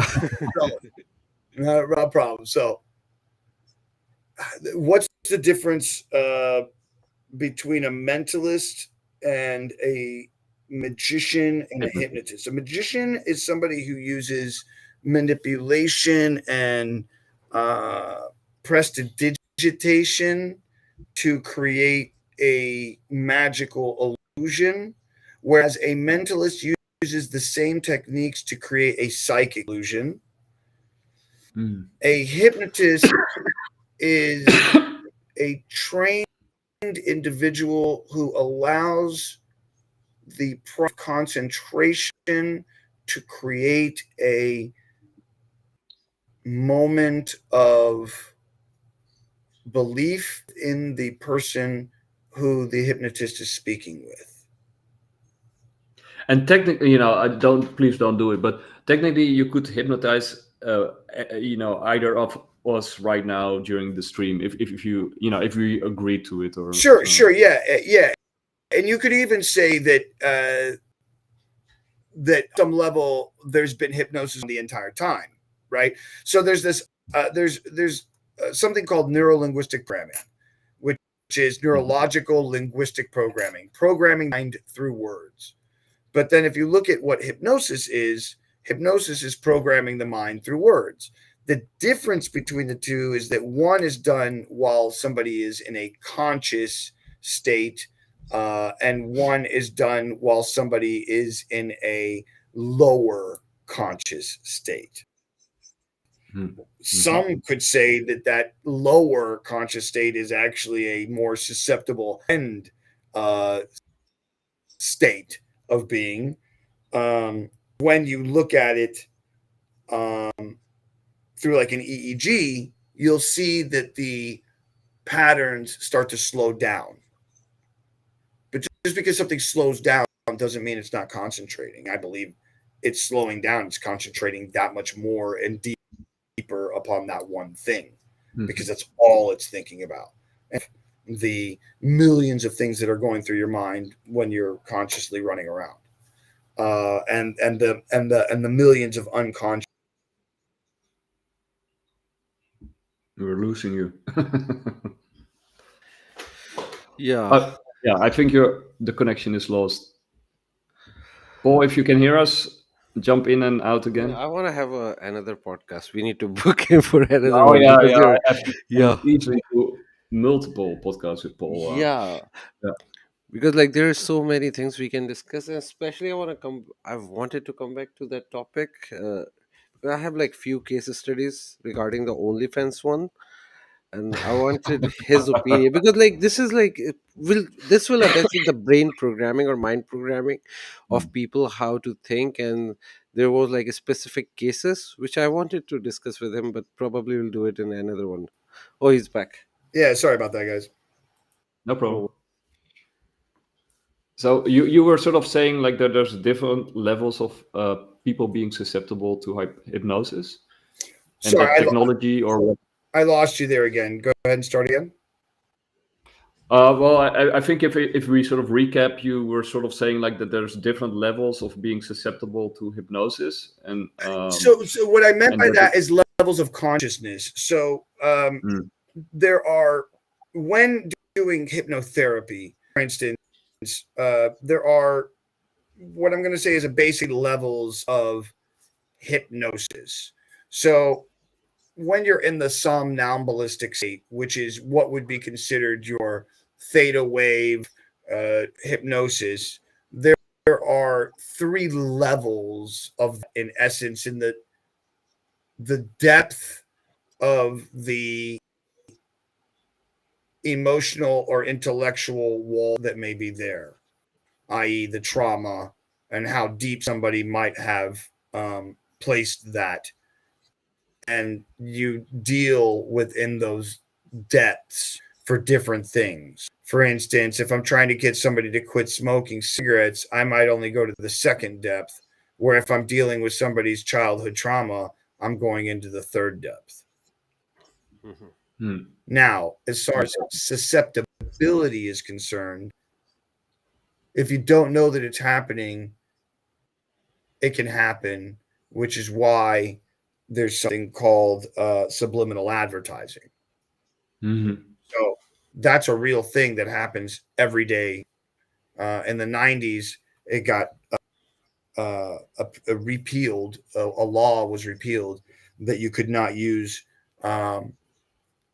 subliminal advertising in the United States, and it got repealed, and now you can use subliminal advertising. How it's being done, or the ethics behind it, or this, that, and the other. There's some laws behind it or something like that. But nonetheless, a form of manipulation in advertising is allowed.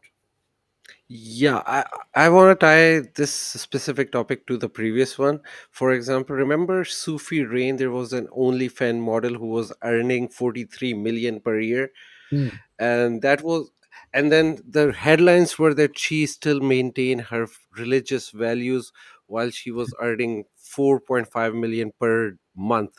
And that was like a specific targeting to the girls who were not sure that they should open an OnlyFans account or not, but they realized that you can still maintain your religious value and earn millions. I looked up into the transaction of that girl, that 4.5 million or $4 million coming from one account directly. I think it was a Mm. pre-planned move from OnlyFans, that model, or some other companies, to brainwash young girls to decide to come in.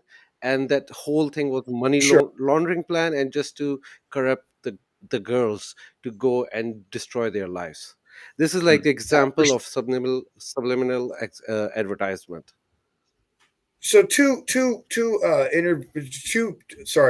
ask people to watch is Century of Self, BBC documentary, Yeah, Mhm. which is very good. about Edward Bernays, and then the second one would Yeah. be Hollywoodism, how the Jews Mm. created Hollywood and why.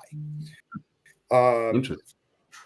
and so the person who owned it of the first camera was Edison, and Mhm.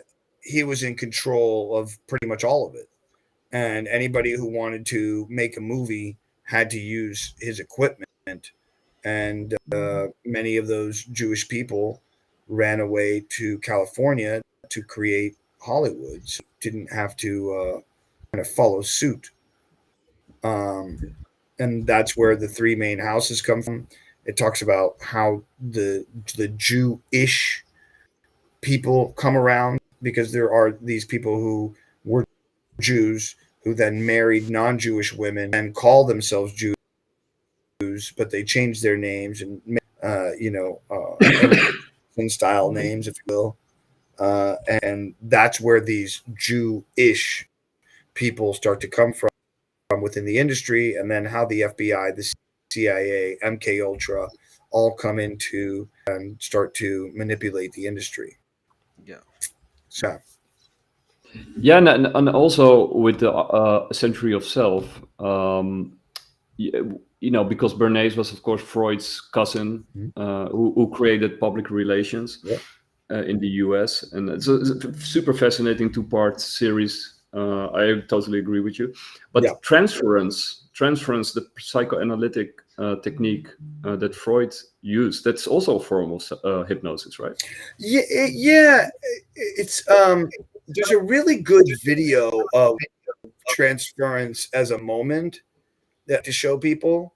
A lot of people don't get it when I show them, but it's the Pope, and he's visiting a bunch of children who all have different ailments. Mhm. And one of the children has an ailment of shaking. And it's very Milgram-esque in the sense that one kid is shaking and all the other kids shake, and then all the way until the last kid who's absolutely uncontrollably shaking. And obviously, not all these kids had some shaking, ailment. It was one kid that had a shaking ailment that created a ripple effect within everyone else. Um, and it could be nothing more than they are excited to meet the Pope. And the first kid who's excited, who has this tick of shaking, makes everybody else start shaking. Mhm. Yeah. And so and very much in the Milgram experiments, very much he has one that's where he gets people to stand up every time they hear a bell while they're in a doctor's office. And Yes.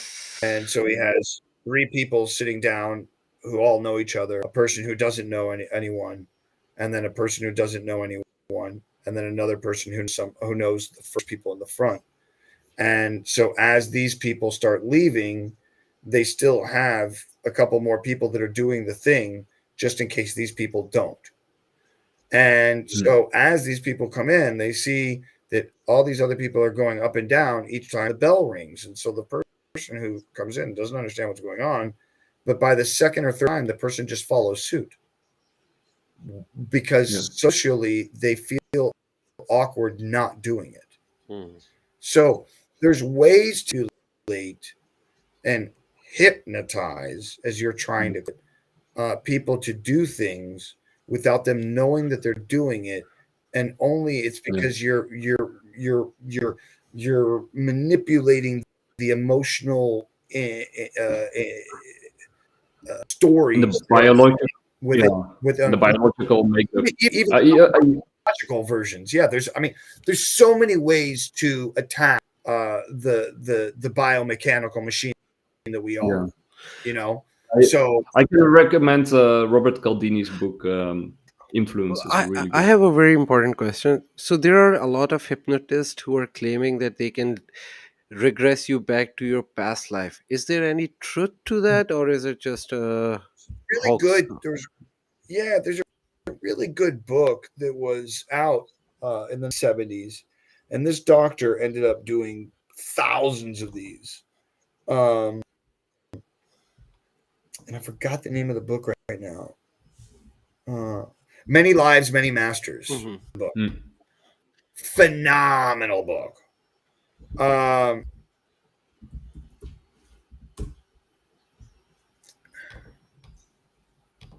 Got it. There's too many times in this conversation that we've had that we come back to the same place. We're asking for answers to a building that has 12 sides, but we can only see 11 of them.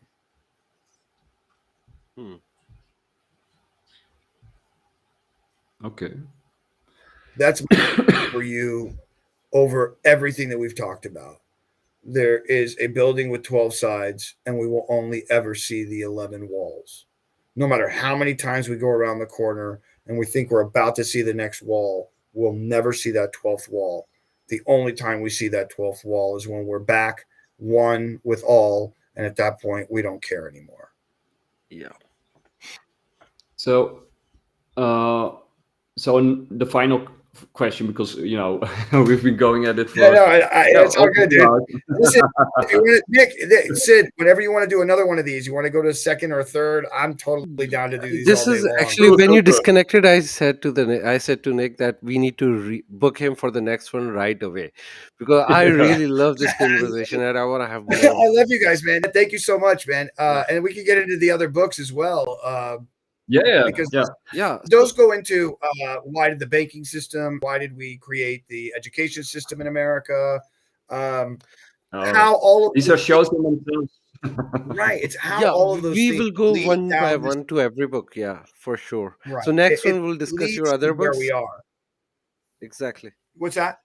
No, I'm saying in the next podcast we're going to discuss your other books, because all three books you discussed today, they were very interesting, and I'm like really looking forward to see like what you wrote about other topics.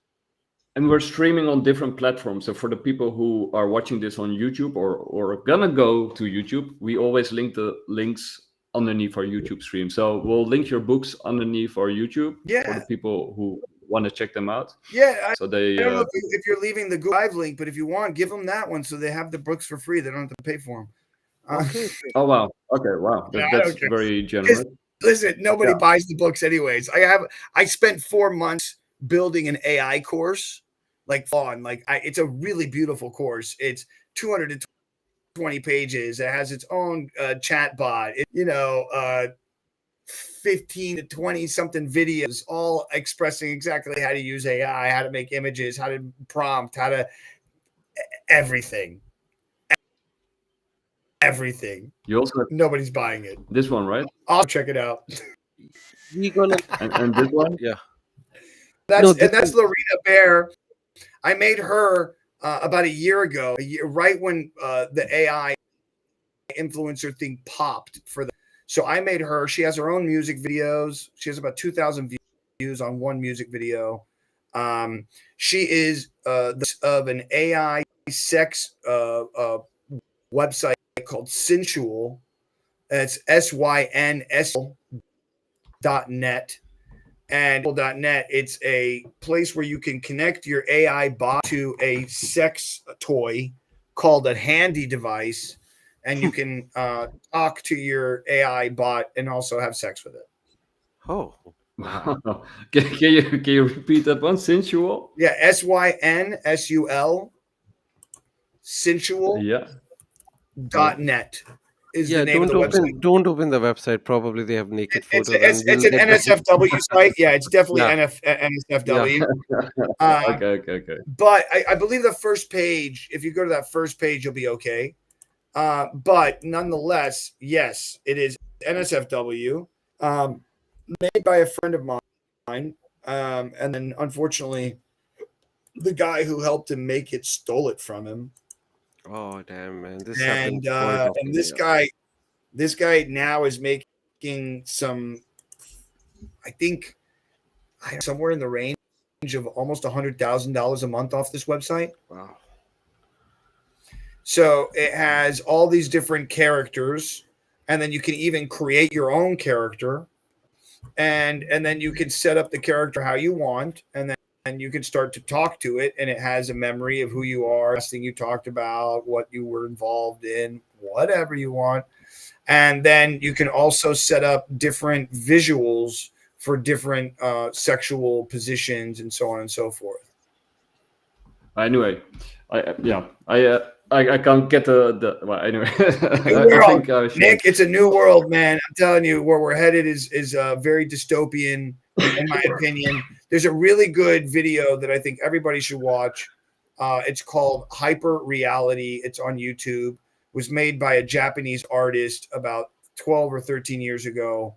And that is, if you want like what's coming in the next year to 2 years, watch that video, and that's what it's going to look like.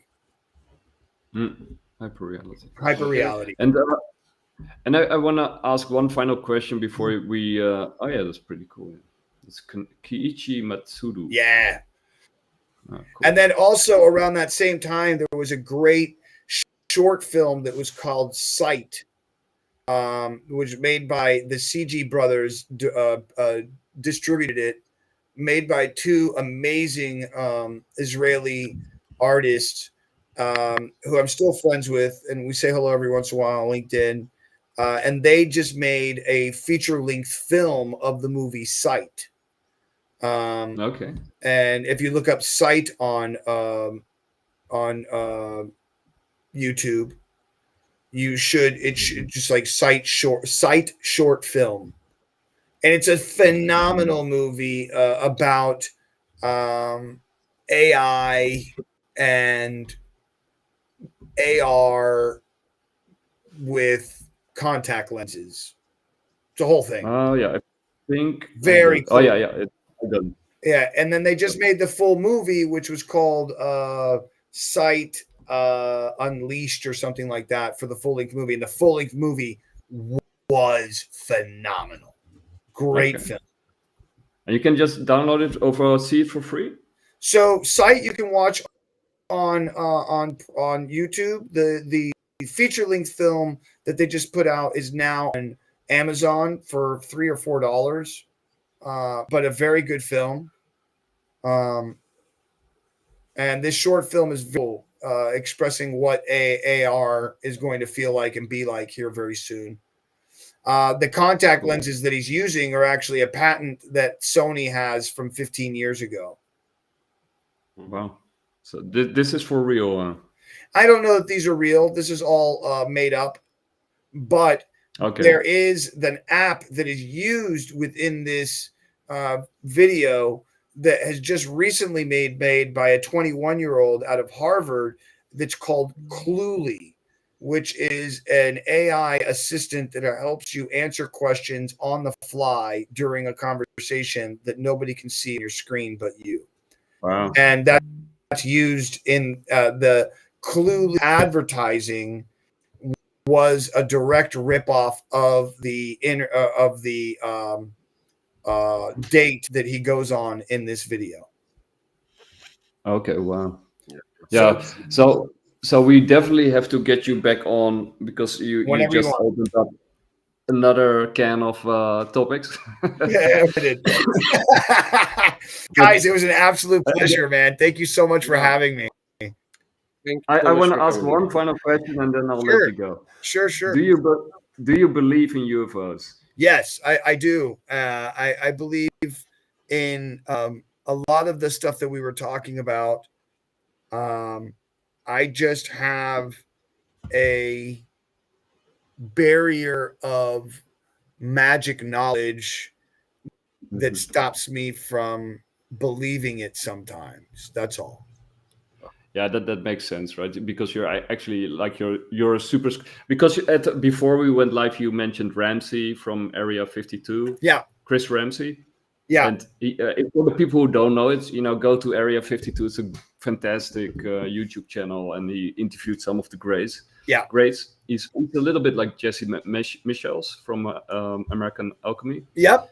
Um, Yeah. but a really good researcher. But like you say, he's actually from his background. He's also a magician and a mentalist, and I'm not sure a hypnotist, maybe. But Yeah, he's in. But the thing that I liked about one of the episodes on 52 was he does a whole thing on remoting, and he actually studies the real remote viewing, and he's actually been very good at remote viewing and the real style. Like he's actually testing himself.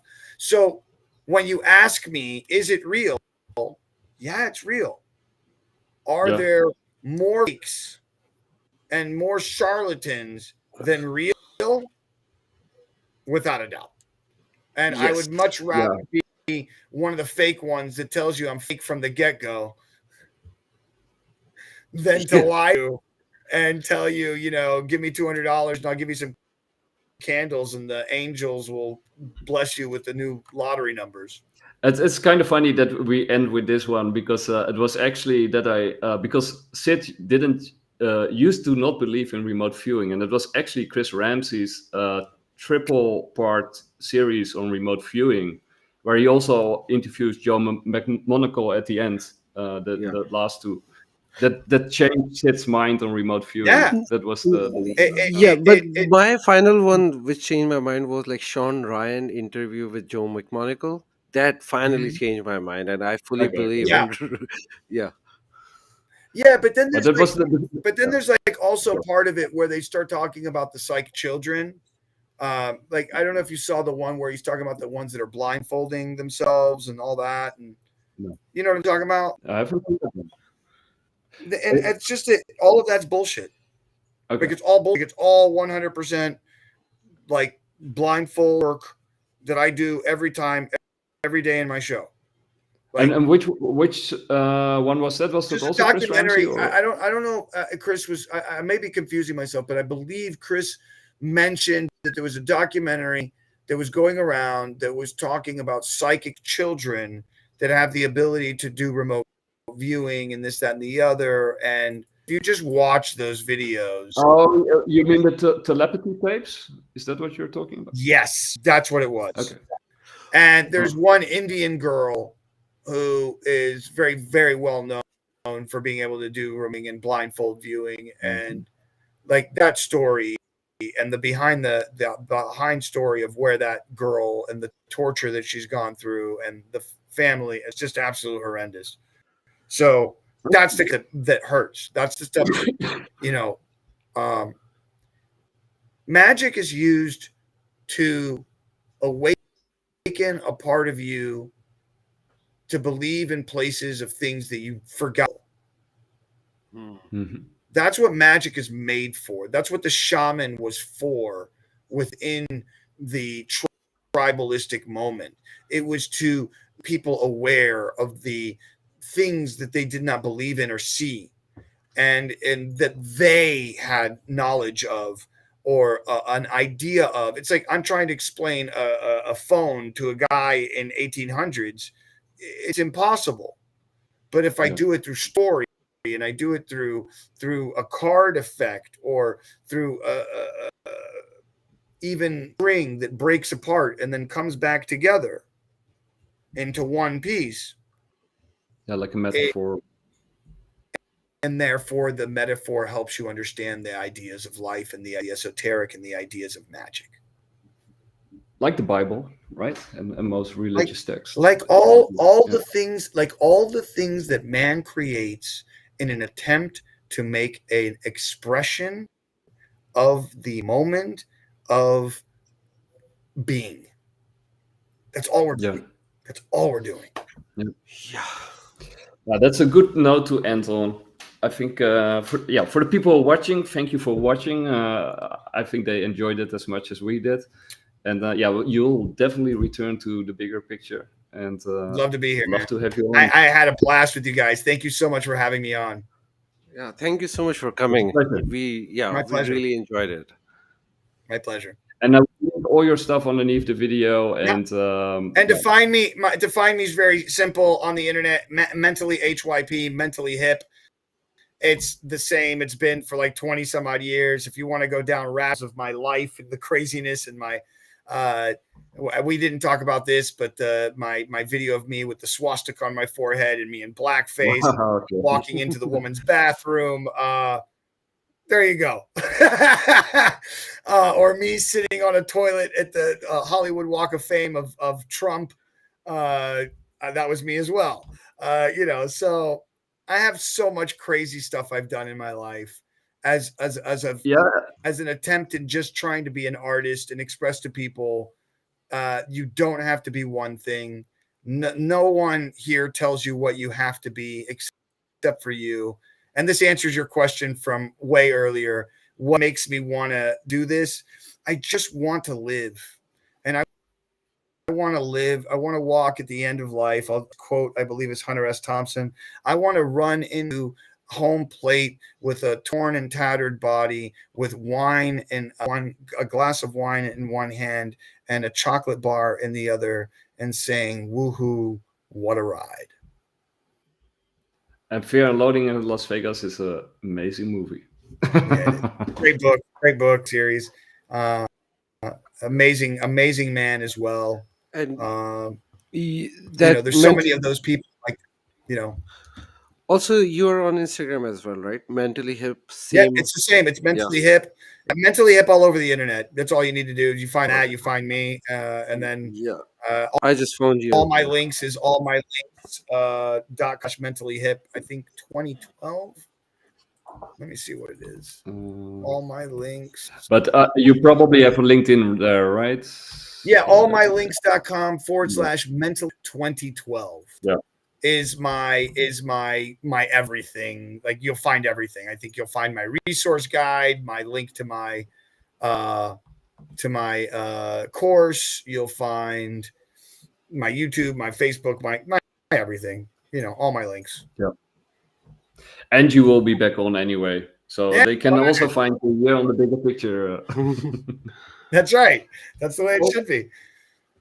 I want to thank you again for being on the show. I loved it, every minute of it. I actually learned a lot of new stuff from you. Great. And you're an amazing, colorful character, probably the most amazing, colorful character I've ever met. Yeah, thank you, man. I appreciate you guys. Oh, thank you so much for saying that. I believe the same thing about you too. So it's all good. I say this in my emails. I believe we all mentally hypnotize ourselves to believe one thing or another. So just believe you're mentally hip, because I do. That's where the name comes from. There you go. Gotcha. We'll see you guys later, man. Have a great day. Bye-bye. Bye-bye.